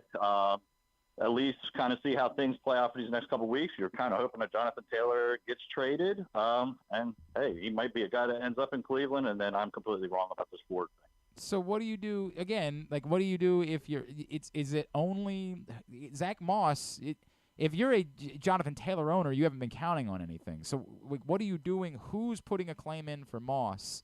Or is he a Wednesday – like if you wake up Wednesday morning and he's available, grab him guy? I'm still trying to, I'll still maybe throw maybe $2-3 to get him on my team because just waiting for that extra period. You just, honestly, whoever wakes up first in the morning seems like to be the ones to get those guys. But that's just one of those things. I would much rather, if I need some running back help, we saw this. I mean, when he's played, he's been, let's not say he's the best running back in the world, but he's serviceable. Let's just use that term there. And let's face it, the Colts don't really have a whole lot going on behind him. Deion Jackson didn't do a whole lot in week one, hence why Moss got almost all of the touches this week. So Moss is, again, couple dollars, but then, it's just that fear of the potential of GT coming back that, you don't want to spend a whole lot of money and then he's sitting on your bench. All right, now I'm trying to figure out who the other guy is because I can't imagine it being either of the Ravens running backs since in this area they're all owned. Who's the other guy on your list? It would be Kyron Williams of the Los Angeles Okay, Rams. Sure. I guess I just thought everybody scooped him up last week. No, so he's, again, one of those guys that was kind of floating out there regularly available, and then after this week where Cam Akers was healthy and active, I don't think anybody saw that coming. It kind of leads us back to the saga of last year where Akers looks to be back in the trade block. Again, maybe that's another guy that could end up in Cleveland. But it looks like that's Williams' job moving forward. And of all the running backs in the NFL right now, Kyron Williams leads the league in targets. So that's kind of the premier thing we're looking for running backs. And with 4 touchdowns in 2 games, it looks like it's his job running away. He's actually, before the Jerome Ford injury, he was my priority ad this week. So, he's another guy I'd say it's like $4 or $5 that I want to grab just because of the potential in the pass game as well. Oh, no, it looks like he's the guy. I mean, he's the type of guy that I feel like I would even up that. If he was available in any amount, I would up that number over like $10. It looks like he is definitively the guy. You bring up Cam Akers, and that's interesting. Joe Serpico with us. I didn't do it to myself again this year. Last year I was heavy on Cam Akers, and that was regrettable. Are you holding out hope that Cam Akers finds a home somewhere else that, Cleveland becomes – or are you just sort of saying at this point there's no way to assume that Cam Akers is going to be anything if we need that roster spot in the coming weeks for, bye week problems that we're dealing with, Cam Akers becomes expendable? So as a large Cam Akers owner in our league and multiple of others, thankfully I have Kyron in a bunch of leagues, but he's a guy you got to kind of hold on to and just kind of see where he ends up. If he ends up in, like I mentioned, Cleveland, that's great. He's an instant plug-and-play starter there.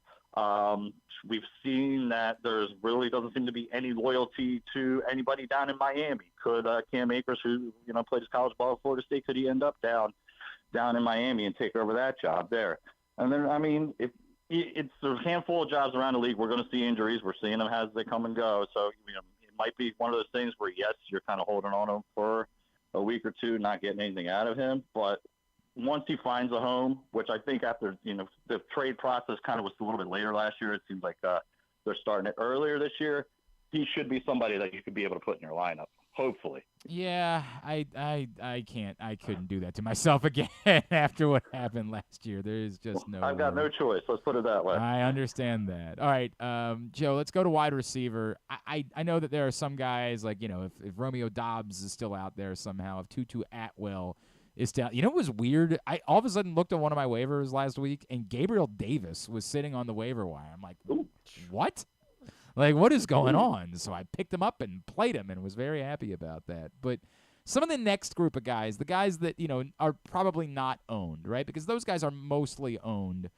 But Tank Dell, for example, in Houston, who shows up and has a big week. Shaheed in New Orleans, who has appeared to have a bit of a connection with Derek Carr. Anyone from that next group that you're thinking about waiver wire wise, where are we with wide receivers? So actually, my initial thought was to kind of bring up the Texans wide receivers as a general. They are, I mean, I guess it's more because of game planning. They're going to be behind in a lot of games, so they're going to air it out a ton. But all three of those receivers, they being Nico Collins, Robert Woods, and Tank Dell, I mean, they're just getting large target shares, and that's the name of the game when it comes to fantasy. So those are Nico Collins. I would definitely put in some fab money on Robert Woods and Tank Dell. I think you could probably get away with waiting until Wednesday to maybe grab one of those guys if you're looking for somebody who is a target monster, and those guys absolutely have been to start it. You mentioned Shaheed down in New Orleans. I think that we've seen what's happened with Michael Thomas over the years. He's not the most healthy person in the world, especially in recent years, and they just seem to like to get him the ball quite a bit as well. He's a speedster in space. He throws me off with that number 22. I keep thinking he's a running back. But yeah, those are guys that at the same time, I don't think I'm throwing any fab money at them yet, depending on your league size. But maybe wait one more week to see what goes on with them. But like I mentioned, Collins, yes. Then the other two guys that are on the Texans, I would kind of see if I can kind of sneak them after the fact. So those are Wednesday, afternoon guys. Those are Wednesday morning guys that you're putting in for those wide receivers. I don't want to panic about Trevor Lawrence. I think that everything will be okay there, but I'm panicking about Trevor Lawrence. Matthew Stafford is available. Should I be using a waiver claim at this point, or should I be trying to wait it out and see if he's still there tomorrow? Ooh, that's a good one. Yeah, because it's kind of hard to put, Trevor Lawrence on the bench, considering the expectation for him this year was to, take the next step, but it kind of hasn't played out that way, at least through the first 2 weeks. And then Matthew Stafford, I think we thought he would be, a lot better this year, but I don't think we thought he was going to be this guy back again, especially after the elbow injury last year. I would probably hope to try to get him on Wednesday, see if he's still kind of hanging around. Because if I had to guess, he's probably sitting around, let's say 15 through 20. Not a whole lot of guys are being taken around there. Now, if you're, you lost one of your quarterbacks over the past couple of weeks, me, if you're Aaron Rodgers, well, yes, okay, yeah. Now, because I just went with Derek Carr this week, and that was not fun with 7 points. So, yeah, that's a guy to absolutely, when you're in a situation like me, yes, you want to kind of start poking around for another quarterback there. If you're streaming tight end this week, Joe, where should I be looking? Zach Ertz, I'm bringing him back up again this week. Leads the league in targets. Again, that's kind of what we target at this position. 18 targets already, leads the NFL. Again, miraculous story that he's even back. The Cardinals are going to stink a lot this year. They're going to play catch up. He looks to be the number one receiver there. While I'm mentioning it, I might be considering dropping Marquise Brown at this point. And Zach Ertz being the only receiver on that offense I want anything to do with, and James Conner being the only other player on Arizona that I want to deal with. But yeah, that is my streaming guy for the week. I think last week I had him all the way down to 20. He's going to be a borderline tight end 1, and if he continues this kind of work, he might be, let's say, a top 6 option the rest of the way. If you're really desperate, what about Taysom Hill? I mean, after the Jamal Williams injury last night, he started running the ball a little bit more. So maybe he kind of is a running back in a tight end slot. So that actually depends on what I've learned going into this year. It all depends on how your league plays. So it looks like some leagues have him back at being a quarterback. If you can get him a tight end still in your league, he's one of those guys. Even, I think I mentioned him when we were out there at Maryland Live. He's always got the potential to score a touchdown in 3 different ways. There's very few guys, especially at the tight end position, that you're going to find that with. Now, there's also the potential for extreme boom or bust at that position with him, too, because there's weeks where we see him, have 1 carry for 1 yard. We see games where he's just receiver only. So that's kind of that kind of what holds him back. But then you do have that potential of him. He is that guy that throws a touchdown pass, runs for a touchdown pass, and, picks up 50 yards on the ground as well. So, yeah, he's always a guy that, for DFS purposes and spot start plays, he's always on my radar. Is Zach Ertz someone you're putting a claim in for? Yes. Yeah, at this stage, just because it's not only just because of what we've seen these first 2 weeks, but what we saw last year and even prior to that, it's clear that the Cardinals want to get him involved in the game plan. before the injury last year, he was a top 5 tight end. As of right now, he is, he's number 1 in the league in targets. Even dating back to his time back in Philadelphia, he was always one of the premier tight ends. He's a guy that if you need tight end help, if you're if you're a Kyle Pitts owner, put in a claim for Zach Ertz. I'm not saying to get rid of Pitts, but I don't know what Atlanta's trying to do with that whole Pitts situation. They got one of the best players at the position, at least athletically, but they never use him. So go with a guy that that's being used, and that's Zach Ertz. All right. That's a strong endorsement of Zach Ertz. And then, obviously not a waiver claim, but let me go back to quarterback for a second. Is it worth maybe, stashing Stroud or Sam Howell, Desmond Ridder, one of these guys, are any of those guys worth, just rostering at some point because maybe they're building to something? Stroud is going to be more, like I kind of said before, I think they're just going to be a product of them just being behind a lot. But that's a good thing. Don't get me wrong. It is a good thing for fantasy purposes. But then, he is a rookie. We're going to see, those games where you're not going to, like we saw this past weekend where we threw well over 400 or close to 400 yards, I believe. But my guy that you mentioned there is Sam Howell. I love what I've seen from him so far. I was kind of big on him entering the preseason. The Commanders as a whole, I was kind of higher on than most people. What I like about Sam Howell is what you also get from Ridder. He's not just a pocket passer. He adds something to the game on the ground as well as a rusher. He's very precise. He's got all the intangibles you're looking for. He was actually one of my favorite quarterbacks coming out of the draft last year. That's why I was a little surprised he fell as far as he did. But he did land in the premier spot, as we could see, because the Commanders' quarterback situation hasn't been good for a long time. Let's just say that. It's been miserable, right? But yeah, Sam Howell is of those guys you mentioned. Sam Howell's kind of a guy that I'm kind of stashing and hoping that maybe he is the Geno Stone of this year. Geno Smith. We like Geno Stone. Or Don't Geno get me Smith, wrong. excuse Yeah, me. we Yeah, like Geno Geno Stone, Stone. too. Yeah, too close to home. Right? We like him, too. All right, at Joe Serp is where you follow him on Twitter. He is brought to you by our friends at Live Casino and Hotel every Tuesday, giving us Waiver-Wire Wednesday advice. PressBoxOnline.com is where you can see his rankings. Joe, appreciate you, brother. We'll talk again next Tuesday, all right? Absolutely. Talk to you then. When we come back in, we will chat with Michael Pierce, Baltimore Ravens defensive tackle. He joins us next. It's Glenn Clark Radio.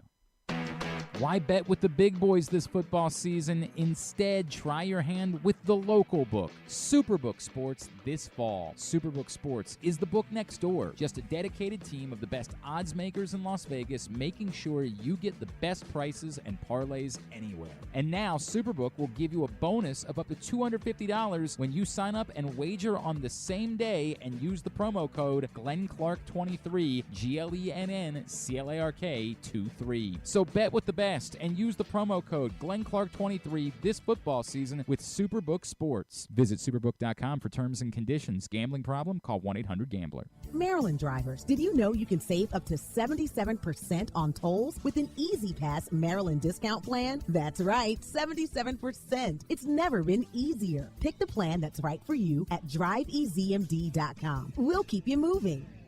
What's up, everyone? It's Tyus Bowser, and I've had so much fun hanging out with Rita and putting up with Glenn the last couple years that I've decided to do it again. Season 3 of the Tyus Bowser Show is happening this year, as we'll be all over town, giving you the chance to get to know me and some of my teammates. As we talk football, life in general, and just say what needs to be said. You can find out more about the show by going to PressBoxOnline.com/Bowser. If you don't live in the area, you can watch the shows live on Facebook and YouTube. And if you miss one, you can listen Friday nights at 105.7 The Fan. So we'll see you all season long for the Tyus Bowser Show, a partnership of PressBox and Great Ace Memorabilia. Gambling problem? Call 1-800-GAMBLER or go to helpmygamblingproblem.org. The next Tyus Bowser Show is Tuesday, September 26th at Guilford Hall Brewery in Station North. It's brought to you by Superbook Sports. It's a Maryland thing you wouldn't understand. Where the waves meet the shore, you will find Dorchester County. Hi, this is Jimmy Charles. When I think of Maryland, I think Dorchester County on the eastern shore where it's open for making memories. Dorchester County, it's a Maryland thing. For more info, visit www.visitdorchester.org. It's a Maryland thing. Hell yeah. It's a Maryland thing. Hell yeah.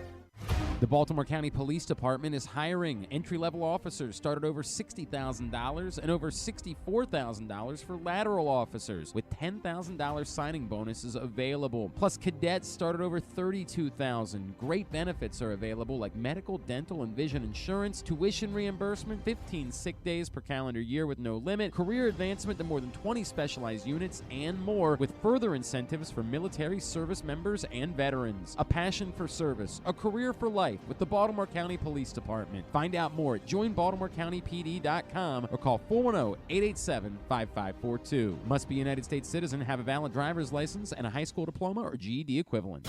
Picking a restaurant to try for the first time? Let's look at the Costas Inn. Here's a few checklist items. Quality of the food? Check. Quality of service? Check. Does restaurant have plenty of free parking? Check. And finally, does restaurant have delicious steamed crabs, crab cakes, crab soup, and specials galore? Check, check, check. Costas Inn, 4100 North Point Boulevard. They check all the boxes.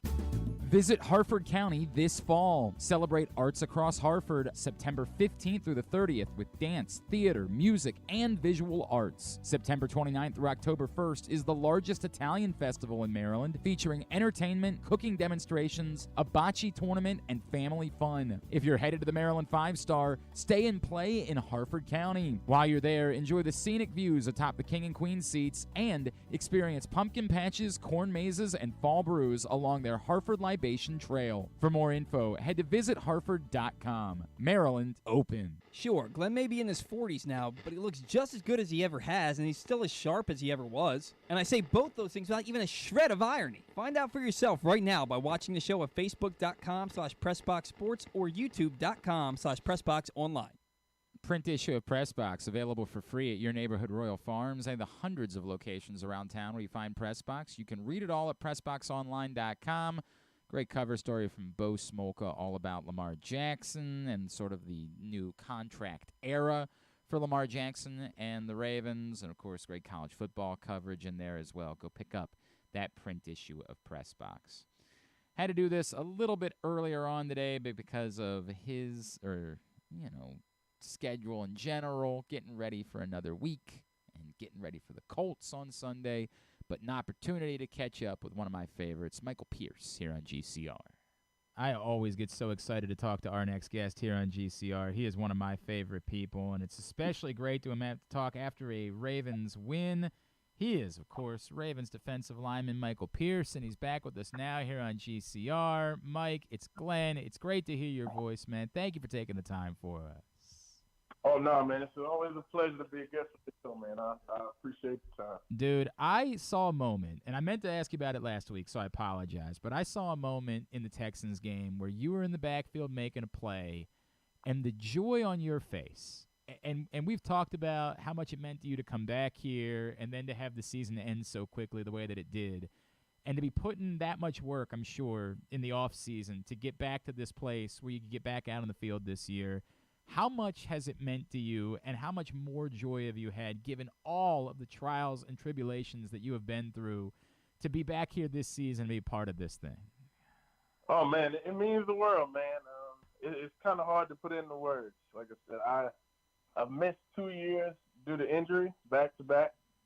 Just to be able to put on those pads and go to practice, let alone, be back in the bank and contributing to winning is that's a football player's dream, man. So, to have the season start off the way it has, it's been great. I wrote on social media the other day after the first win. I said all the rehab, the confusion, the anger, and just the patience that it took to get myself back to this point was all worth it that Sunday. And then, we came back and got another win this past Sunday. Yeah, that one might have been even better. Definitely. So, man, I don't take it for granted, not one day.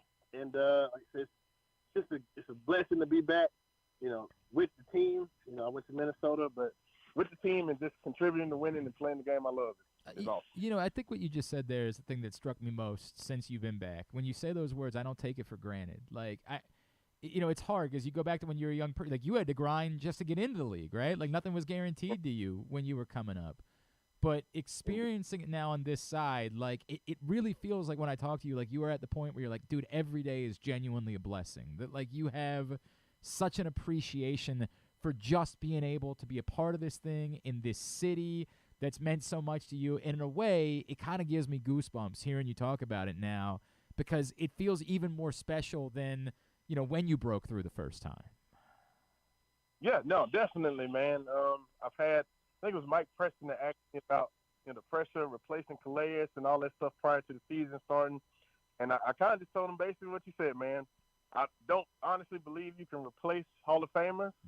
But like I said, I've been under a ton of Hall of Famers, a ton of great leaders with Thugs, and played a ton of snaps around just great leaders.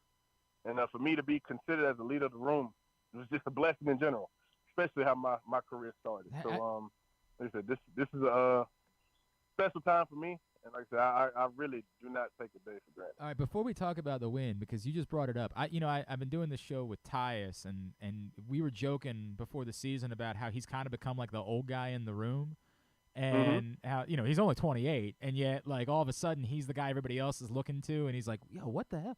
It's like Rashad Bateman called him Uncle Clean, and he's like, Uncle, what in the world is this? Have you started to feel like that role where in the world you're a young guy, but like everybody in the locker room is coming to you like you're supposed to be the wise old sage that can help them in their process? Have you been dealing with that? Yeah, I kind of enjoy it, man. I think Sis put it best when he said, in football, you age in dog years. So, yeah, I am still figuring out the rest of the world, obviously. I'm 30. We'll be 31 in November. But in football years, man, I am light years ahead of, rookies and second and third year players. So, no, man, I actually enjoy it. Like I said, I've had a lot of guys come to me with different things, some things about life, and then a lot of just things about football. And like I said, I'm happy to share everything that I can with them, just to watch guys grow. Like I said, I'm sure it was pretty interesting to watch a couple guys watch me grow. Yeah. So like I've had a great amount of mentors with Brandon Williams pouring into me. I had LG when he was here, obviously Terrell Suggs and Eric Weddle and those guys. So, no, I enjoy that. I enjoy that role, but I want to keep playing like I'm young. So as long as I do that, I think I'll be all right. By the way, side note, I don't think Brandon Williams has ever used Twitter, and yet on Sunday he was watching you guys and tweeting and fired up about it. And I was like, wow, that's cool, man. Like, that is really cool. I don't have a Twitter account either.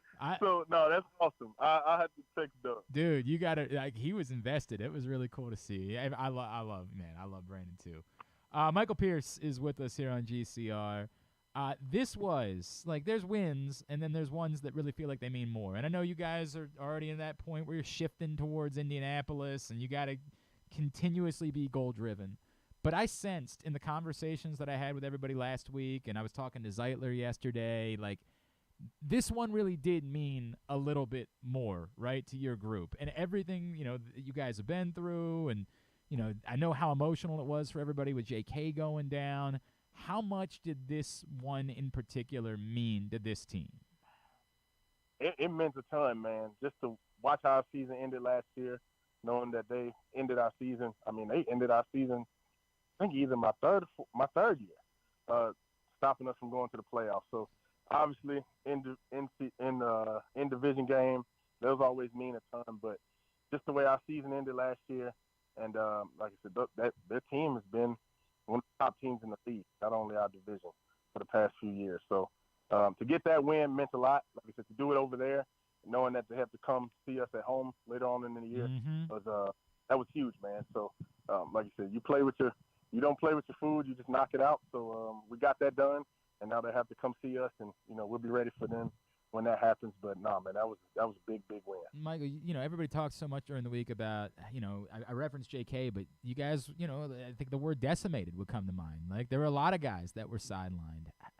What does it say about this group that you guys can be going through all of this and put together such a complete performance, right? It wasn't either side of the ball carrying the other side of the ball. Everybody stepped up. Everybody made plays. Like, what does it say about this group that you guys have together and how unique this particular group might be? We got a bunch of warriors, man. And like I said, I think Mr. DaCosta, obviously, Ozzie, and the whole scouting department, Coach Harbs, they've done a great job of just bringing a whole bunch of guys who are hungry and ready to win. So, obviously, Odell's had all the fame and all that stuff, but he's a team guy. Nelson Aguilar, I don't know if he had a catch maybe 1 or 2 the first week, but he had a huge game this week.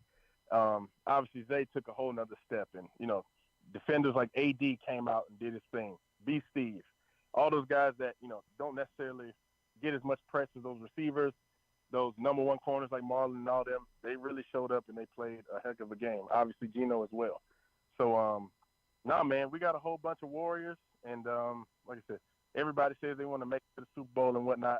I won't go that far into it, but like I said, we all hell-bent on winning, and that's the most important thing. I get what you're saying. You got to worry about Indianapolis. You got to worry about the next game, but we know you're here. We know you came back because you want to win a Super Bowl, and that was a heck of a sign on that path. You brought up Geno. I know he's been having fun with it on social media. The biggest play of the game, right? Like, you take nothing away from it all. But you guys had to give him a little bit of grief about it, right? Like, you had to maybe remind him, like, dude, you were running away from Joe Burrow? What are you doing there? I'll say this, and I'm sure you'll understand. We have not had a meeting yet. So when we meet tomorrow, he'll receive all the last criticism, etc. That's coming his way. But yeah, the few people who do watch the film on the plane, we all saw it. I'm sure obviously social media saw it, but I'm sure Coach Harbs and everybody else will have some fun with him tomorrow. Oh, sure. man. And look, dude, it takes nothing away from absolutely necessary play, arguably the biggest play of the game. You don't want to take anything away from it, except for, bro, you had it. You had a touchdown right in front of you. Indeed. Yeah, he needs to go watch some of those Air Reed clips where he makes those plays. They end up in the end zone in the other way. So, man. No, we'll have some fun with Geno tomorrow for sure. And he's already all over social, like, bro, I should have had it. It's going to be a tough week. That's the way that it's going to go. Mike, as we talk about this team, I think one of the things you referenced, like replacing Calais. I think there was a lot made about. It's not just Calais, right? It was Calais, it was Houston, it was, Marcus Peters, and there was a lot of talk from dumb guys like me that, maybe this defense was going to take a step back this season. It was going to have to fall more on the offense this year. How important was it for you guys as a unit to step up and say, it's not about that. Like, this is still the Ravens defense that we're talking about. We still have a responsibility to live up to that standard moving forward, no matter who might be gone. Indeed. I think that just goes without saying. Like, the Ravens were the Ravens prior to Calais coming here. I was there for that part. Prior to Justin Houston, prior to any of us in the room being there. So no matter, I don't think you even want to go in the season assuming that your defense is going to take a step backwards. But no, man, we had a great off season. Guys really came in. We had really great attendance, honestly. Just in the off season, just coming in and working throughout OTAs, throughout camp, obviously. And like I said, guys are hungry to make a name for themselves. And I don't know if will ever have a name like Calais or Marcus Peters or whatever, but the steps that need to be taken, just the work that need to be put in was put in and honest each and every day. And like I said, the fruits of our labor are starting to show. So whether we have those big names or not, obviously we have a responsibility to uphold the standard of the Ravens defense. And like I said, we're just having fun and we're doing it our own way. And so far it's been working. Obviously we're only 2 weeks in, but no, that work has been putting in. I'm glad that it's starting to show. I love that, man. And then I just wanted to get caught up with you. How you feeling? Obviously, we talked about getting back on the field and how much that meant, but it's wild to me watching you still put together some of these moves that you like. We've always known what an insanely gifted athlete you were, but you reference that number starts with 3 now, right? And to still see some of these things that you're doing.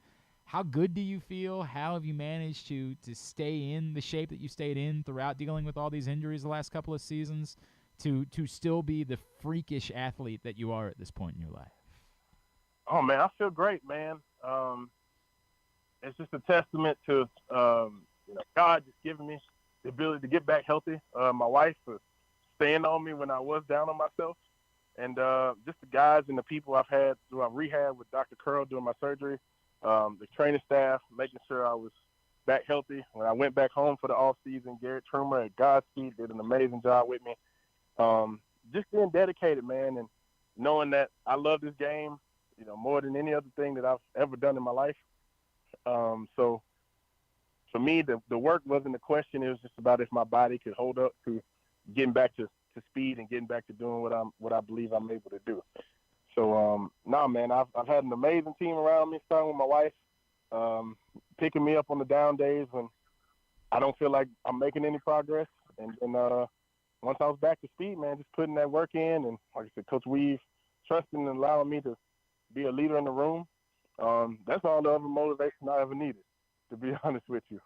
So to be a part of the head of Ravens defense is it's more than I could ever ask for. So I didn't need any more motivation than that. So like I said, I'm just gonna take it week by week and continue to progress as a player and progress as a leader. So I'm just grateful, man, and just got to kind of walk in that light. Bro, you're amazing, and I'm so happy for you. And to see that joy on your face after you recovered the fumble last week, man, like it gave me a feeling, bro. Like everything that you've been through, it's just awesome to have you performing this way, and awesome to get great wins. May this continue. Let's keep catching up. We got to get you out. I'm going to talk to Tyus about getting you out for one of these shows this week. I'd love to have you come out and hang out with us so we can make that happen at some point, brother. Michael Pierce. Always appreciate you, dude. Thanks for taking the time for us, and let's just go keep kicking ass all season long, right? Yes, sir. That's the goal, man. That's Michael Pierce with us here on GCR. Very happy for him. That is very cool. And speaking of the Ravens, they're back in action this Sunday, and you'll be able to join myself, the NFL chick Rita Hubbard, and a special guest after Ravens Colts for the premier hangout post-game. It is Project Game Day. We are with you. You can find us at PressBoxOnline.com/GameDay, and I believe starting this Sunday, we'll also be on YouTube every game. But the other thing, too, is that we also send out a link so that you can join our Zoom conversation. Like, we'll send the link out. All you got to do is just hop in the room, and then you can chat the same way that you'd be, calling into a radio show or doing like a Twitter space after the game. We're just hanging out. That's all it is. And we got a cast and crew that's been sticking around and hanging out for games all season long, which has been really cool. I'm sure Trippy's going to jump back in, and our buddy Andrew Stecca and KZ. It's just a fun place to come hang out, shoot the ass. It's not quite as formal as some other shows. It's a little bit more chill and relaxed. And last week we were all screaming at the TV as the Orioles were, in extra innings against the Rays. Vontae Leach was having fun with it. It's just a really cool thing. So it's Project Game Day.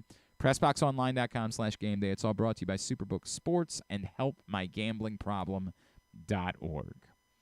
When we come back in, tidbit, tubular, and yes, I'll try the Dumpkin Spice before the show wraps up. It's Glenn Clark Radio. Why bet with the big boys this football season? Instead, try your hand with the local book, Superbook Sports, this fall. Superbook Sports is the book next door. Just a dedicated team of the best odds makers in Las Vegas, making sure you get the best prices and parlays anywhere. And now, Superbook will give you a bonus of up to $250 when you sign up and wager on the same day and use the promo code GlennClark23, GLENNCLARK23. So bet with the best and use the promo code GlennClark23 this football season with Superbook Sports. Visit superbook.com for terms and conditions. Gambling problem? Call 1-800-GAMBLER.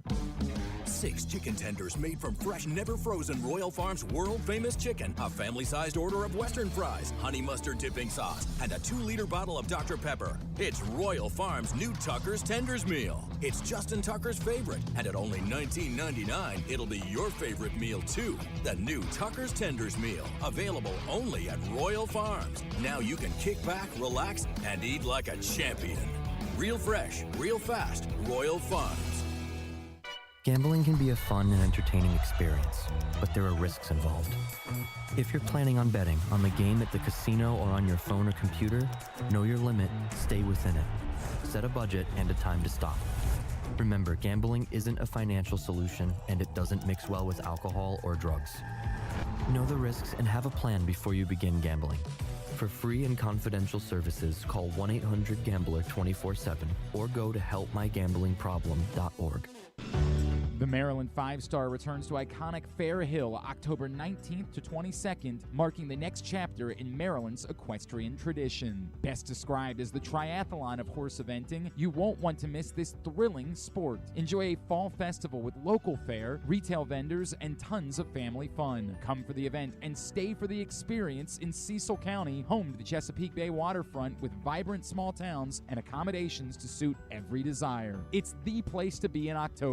Visit MarylandFivestar.us for tickets. It's a Maryland thing you wouldn't understand. Where the waves meet the shore, you will find Dorchester County. Hi, this is Jimmy Charles. When I think of Maryland, I think Dorchester County on the eastern shore where it's open for making memories. Dorchester County, it's a Maryland thing. For more info, visit www.visitdorchester.org. It's a Maryland thing.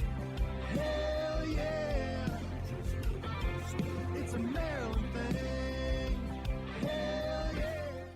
What's up, everyone? It's Tyus Bowser, and I've had so much fun hanging out with Rita and putting up with Glenn the last couple years that I've decided to do it again. Season 3 of the Tyus Bowser Show is happening this year, as we'll be all over town, giving you the chance to get to know me and some of my teammates. As we talk football, life in general, and just say what needs to be said. You can find out more about the show by going to PressBoxOnline.com/Bowser. If you don't live in the area, you can watch the shows live on Facebook and YouTube. And if you miss one, you can listen Friday nights at 105.7 The Fan. So we'll see you all season long for the Tyus Bowser Show, a partnership of PressBox and Great Ace Memorabilia. Gambling problem? Call 1-800-GAMBLER or go to helpmygamblingproblem.org. The next Tyus Bowser Show is Tuesday, September 26th at Guilford Hall Brewery in Station North. It's brought to you by Superbook Sports.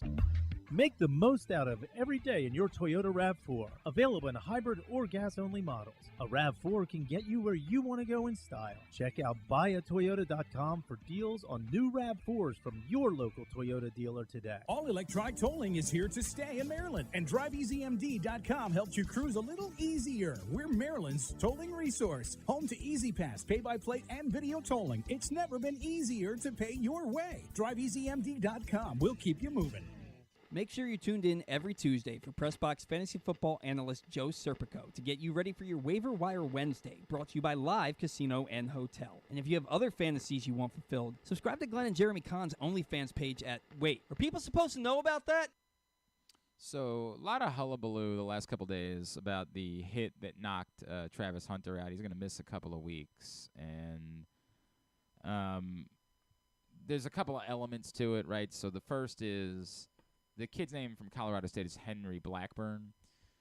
There was a big story made about he was receiving death threats, and, like, that's way over the top. I mean, it's way over the top, and we need to be able to say it's unacceptable.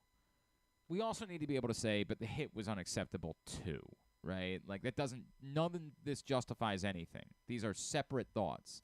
The hit was unacceptable. His reaction, his standing over a little bit and flexing a little bit after the hit is horrendous. It takes away all, like, dude, I was just trying to make a football play, and, like...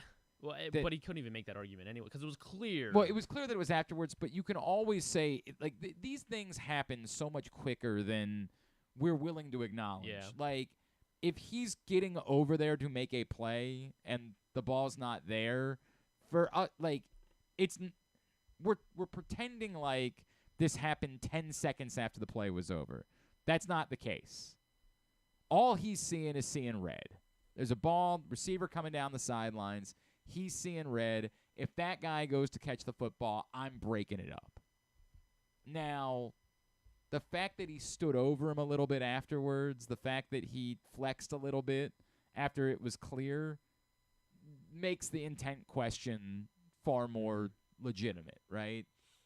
There is gray area here for us to assume that we know that, like, this guy was purposely trying to be dirty or take Travis Hunter out of the game versus he was purposely trying to make a really hard hit. We don't know. We don't know. It's not a good look, and it's not acceptable. Colorado State apparently is not going to suspend him. that's the next awkward layer to it. Like, we can say, hey, it's not okay to send death threats. You got to get a hold of yourself. You got to get a grip on your life if that's who you are. And frankly, we should be seeking these people out and arresting them. Like, that's not a bit. This thing where, like, nobody should ever be punished for anything, where, like, if you're breaking laws and it is illegal to threaten someone's life, we shouldn't just say, it's football, like, people, get out of it. No, you should be arrested. You should be in jail. It is questionable. I can understand that the Colorado State coach, Jay Norvell, as much as he made an ass of himself last week. And by the way, I did some of the, like, if you read more into what he was saying, I don't know, some of the comments didn't come off the same way. That the hat thing was dumb. Like, that was dumb, and there's no getting around it. Trying to pretend like this is as dumb as when Colin Cowherd said it. It's as dumb as everybody freaking out about, how John Fetterman dresses in the Senate. We got to get a grip as a society about these things. I don't want my quarterback wearing a backwards hat. Yeah, or Jay Norvell being like, well, we don't wear sunglasses. Like, as if sunglasses have anything to do with anything about a person. It's embarrassing for you. You're embarrassing for making it seem like it was embarrassing when Randy Edsall wanted his guys to cut his hair. These things have nothing to do. We've got to at some point evolve as a society. I'm not suggesting everybody can just walk around naked or that you could, but the idea that somehow somebody wearing sunglasses says something about their character and that's not what you want to be as a program, get the entire F out of here. Should he be suspended? It was a bad look. It was a bad look. I don't have the correct answer to that question. And it sure as hell sucks for Colorado that they're not going to have Travis Hunter for the biggest games of their season coming up here in the next couple of weeks. Makes it really tough for you to go beat Oregon, USC without Travis Hunter. All right. Today's show also brought to you by the Stan the Fan Variety Hour, which was back last night. Stan Ross Grimsley, Luke Jackson were in action talking baseball. If you missed that show, find it at facebook.com/PressBoxSports. Click on the videos tab. Go to youtube.com/PressBoxOnline or PressBoxOnline.com/video. I feel like I'm welching out of the issue at hand, whether the kid should be suspended or not, right? Like, I'm just sort of saying. I feel like... But I think there is more gray area than a lot of people. I think a lot of people, it's very emotional. It's very highly charged. It's... The Colorado thing is bigger than that. It feels like there's a racial, layer to it, an element to it, and we lose context. I think if we stripped all of that context away, we would probably say this isn't okay. But I don't know that we would feel as charged about whether or not a kid should be suspended for as bad as it was, and it was bad. When we say words like dirty, there are things that are utterly separated from football. I mean, completely separated from football. This, you can look at it and say, that kid was coming over to try to blow up a play on the sideline. And as quick as the game is played, for him to know with certainty or have enough time after he realized that the pass was incomplete to have held up, maybe, but to assume it is tough. I can't get it. The standing over part is the part, right? I would say I think he should probably be suspended for a game. And or even probably if the NCAA should say something. Well, I don't think the NCAA has any jurisdiction in these situations. Okay. I think it's the conference can suspend people or the school. Like, I don't think the NCAA can suspend. If football, not for on field. I think they can suspend for off whatever. Yeah, stuff that happens away. Yeah. I don't think they can suspend for on field. But if these are the type of hits that football is trying to get rid of, I agree. And they need to suspend him to show that there are repercussions for these type of hits. Maybe it's not a game. Maybe it's a half. Right? Maybe it's, to your point, it's to make a statement to say this isn't acceptable. but to also acknowledge, but we know that it's probably not quite as bad as everybody's making it out to be. Yeah. Right? Like somewhere in between those two things. So and the fact that that it looks so bad, like the ball is on the ground before he I get it. I mean, goes and hits him. And the it's standing tough, over, tough. like you can't get over the flexing part. Like you can't get over that part. Like that part, you lose ambiguity in that moment.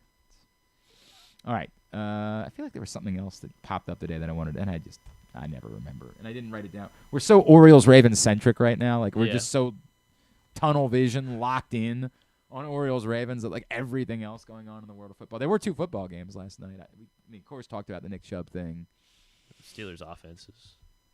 Dude, the stat about this. Did you see this number? Hang on a second. I want to. Is it the defensive numbers or the? It was the fourth quarter. Oh, the fourth quarter. Did you see the I don't stat know if I about saw the that fourth one. quarter? Oh my God! About the Steelers' fourth quarter? Hang on a second.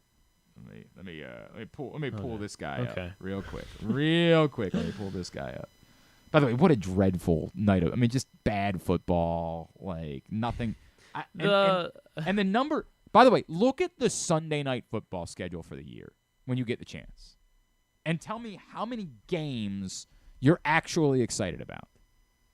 There's a couple that at least involve a good team. This Sunday night, week's is bad. Awful. I mean, awful. On the heels of, you already had the Cowboys-Giants debacle. This Sunday night was at least competitive. Like, you got that. After that is Chiefs-Jets. So, again, was going to be good. You can't blame them over that Right. because it seemed like it was going to be exciting and good. Now it's dreck. Niners, Cowboys should Yeah, be this good. Sunday, by the way, for people that don't know, is Steelers-Raiders. Oh. Yeah, what was the one after that? Week 5 is Cowboys-Niners. So yeah, that one that's good. stands out, yes. Giants-Bills. Giants look like, I don't know, they won, I guess. No. Dolphins-Eagles. Yeah, that one obviously. Bears-Chargers. 2 0-2 teams right now. I mean, we assume that the Chargers at least are going to be better than that. Well, we assume. We think the Chargers might be better than Week that. 9 is Bills-Bengals. Yeah, that one's a really good one. Yep. Jets-Raiders. Week 10. Oh. That one does the star, I think, means you can flex it. Yeah, right? that's when you think start so. getting Okay. the flex territory. So that one, Jets-Raiders not good. So Week 11. so of the weeks leading up to flex time, there's 3. There's 3 good Sunday night football games. Like games that you're actually excited for. Week 11 is Vikings-Broncos, which I don't know. No. Well, What Vikings-Broncos? What are you pretending that's a good football game Vikings for? were good last year. Broncos, I think, are better. That's 2 bad football teams. We'll see what happens. Thanksgiving night is Niners-Seahawks. Okay, I mean, at least I guess it could be worse. Like dude, Ravens. it's bad. It's bad. I've accomplished what I need to accomplish here. It's bad. A lot of bad. We got to deal with the Giants on national. The Giants, the Raiders, and the Steelers are all in primetime games this week. The Peacock exclusive. I don't even remember what next Monday is. What's next Monday? Maybe next Monday was is good. That Giants something? No, Giants. Thursday night. Giants 49ers is Thursday. So the Giants, the Steelers, the Raiders, and God, are all in primetime games. I feel like maybe it wasn't that bad next Monday. Next Monday is another doubleheader. Well, not really a doubleheader though, because it's 7 it's and the 8. staggered, right? Yeah. Eagles Bucks at 7, and then Rams Bengals at 8. So I mean, at least there's some good teams. Of the 8 teams involved in primetime this week, 3 of them are good. yeah. I mean the Bengals. I'm counting the Bengals on that list. Oh, you are. I'm counting the Bengals as a good team in order to get 3. At least Bucks and Eagles are both undefeated, so let's not pretend the Bucks are. Let's not do that. 2-0 against the spread as well. Heroes, no question about that. From Kevin Patra on Twitter, who's with NFL.com. The Steelers entered the fourth quarter trailing the Browns by 3. Pittsburgh generated -7 yards of offense in the fourth quarter. They won the game. Ugh, God. I mean, awful. Awful. How do they keep going with Canada? I don't. I mean, I don't know. You can tell me that it's Matt Canada's fault. There's nothing that when everybody gets excited about Kenny Pickett, I'm like, I get it. You could say gamer. You can say he's got a little moxie. But there is so much difference between gamer or moxie and good quarterback. And there is nothing that I've seen from him that raises to the next level of quality of quarterback. Like, can he make some throws? Yes, he can make some throws. Can he be a consistently high-level quarterback in the NFL? We're still very early. There's still time, but I have seen nothing that makes me feel that way. I think he's a guy that's got moxie. I think he's a fighter. I think he's a whatever you want to use, but I didn't see anything that makes me feel that way. And the other game was just an abomination. They weren't doing them when they had the the score bug one- in the corner. Well, they had the score bug in the corner of like. Oh, and like it just 20. kept saying 6-3 Yes, the it's entire 6-3. time. I was like, there's no reason. And then they wanted to put it on half of your screen. Like, you couldn't just change the channel to watch the other game if that's what you wanted. Ugh. Maybe just do a doubleheader. I know, that's what I'm like. Just do the 10 nonsense. p.m. start, 7 and 10. Kyle Schwarber hit a ball 800 feet yesterday. Did you That's see cool. that? That's cool. All right, Tidbit is brought to you today by Superbook. Again, Glenn Clark 23 is the code. Use it right now, superbook.com, or download the Superbook app, and you will get a same day first bet match up to $250, win or lose. Again, Glenn Clark 23, superbook.com, or the Superbook app. Noted good guy Marcell Ozuna hit his 35th home run of the season on Sunday. Braves now have 4 hitters that have 35 home runs on the season. First time in MLB history that there are 4 players on the same team with 35 home runs. Okay. Matt Olson, Acuna, Austin Riley, and now. By the way, real quick, the line is set for Ravens Colts, so it's Superbook. I saw it was like it looks big. There's a lot of big lines this week. What do you think? It was like 7 or 8. 7.5. 7.5. 7.5. Yep. Yeah, there's a lot of big lines Okay. this week, I think. Which one? Oh, Gunnar tripled again last night. Hell His yeah, he 9th did. triple of the season. He is now tied for the 7th most by an Orioles hitter in a season. Can you name the 6 guys with more triples in a season? 12 is the most. Gunner's at 9 right now, so he has a chance. But can you name the guys that had more triples? 6 of them. Brady Anderson. Brady Anderson is on the list twice, yes. 2 seasons of 10 triples. Adam Jones? Adam Jones, not on the list. This is so... He had 7 in 2008. That was his most. God. All right, I got Ken Singleton. Not Kenny Singleton. Boy, this could be tough. This could be really... Cedric Mullins. Not Cedric Brian Mullins. Roberts. Brian Roberts. No, Brian Roberts Wow. is not ahead of him. Right? Brian Roberts. It's somehow Cal Ripken. Nope. Eddie Murray. Nope. Frank Robinson. Brooks Robinson. Brooks is tied with Gunner, so no. Roberto not ahead. Alomar. Nope, Rafael Palmeiro. Is this the most random list of people that I've ever... No, I mean the top 4 are notable. There's Paul Blair. Paul Blair's number 1, 12. He holds the Orioles record, 12 triples in a season. I guess Singleton. Yeah, you guessed Singleton. Oh. Another friend of the program. Another friend of the pro. Don't think it's Mike Bordick. It's not Mike Wood, but Mike is warm. Is he? Well, Mike, the guy's name is Mike. There's a Mike. Mike Young? No. Mike Devereaux. Mike Devereaux, Mike yes. Devereaux. I love Devo. Yeah. Another friend of the program. We had him on this season while we were celebrating 83. Oh, another 83 Oriole. Yeah. Renicky. Not Renicky. But he did this in 73. Oh, Bumbry. Al Brumbury, yes. 2 more on the list. They did an 89 and 89 and 65. 89 and 65. 89 and 65. 89. Joe Orsulak? Nope. He played 1 season with the Orioles. It was 89. It was 89. He was a 89. Mariner before that. 89. Who else was in? Hang on. 89 Orioles are actually memorable. Yeah. 89 Oriole. 89 Oriole. 89 Oriole. Phil Bradley? Phil Bradley. Okay. 10 triples that year in his lone season with the O's. And then the other one you said was 65. Just tell me. Luis Aparicio. Oh, Louis Aparicio. I mean, a Hall of Fame baseball player. Probably could have gotten there eventually. Needed more time for that one. All right, very good. Tubular is brought to you today by the Baltimore County Police Department. Again, join BaltimoreCountyPD.com is the website. Competitive salaries, great bonus structure, career opportunities. If you or someone you know is looking for a career change, or maybe you got a young person that's struggling to launch, join BaltimoreCountyPD.com. Just go there, get the info, find out. You don't have to sign up for anything yet. They've got test dates coming up. You can find out when you can take the written test. Then you'll, of course, have to take the agility test as well. Background check, the whole thing. But just go to joinBaltimoreCountyPD.com and find out more about all of the great reasons why you should be looking into a career with the Baltimore County Police Department. Tonight, Orioles Game 2 against the Houston Astros, 8 o'clock on MASN. Kyle Gibson and Hunter Brown, the pitching matchup. Maryland soccer at Penn State, 6 o'clock on Big Ten Network. So before the game starts, you can watch some Maryland soccer. I've got Penn Loyola soccer, 7 o'clock on ESPN+, and UMBC soccer takes on American at 7 on ESPN Plus as well. WNBA playoffs, Mystics, Liberty, Game 2 at 7 o'clock on ESPN. Dream Wings, Game 2 at 9 on ESPN. All the rest of the baseball, find at GlennClarkRadio.com. Anything non-sports-wise? Yeah, a few things. Got new episodes of Welcome to Wrexham, Only Murders, Ahsoka on Disney Plus, and Celebrity Family Feud at 8. Your boy Sam Richardson takes on Ben Schwartz in Celebrity. I do love Sam Richardson. Celebrity Family Feud at 8 on ABC, and then The Saint of Second Chances. I'm not going to watch that. Well, yeah.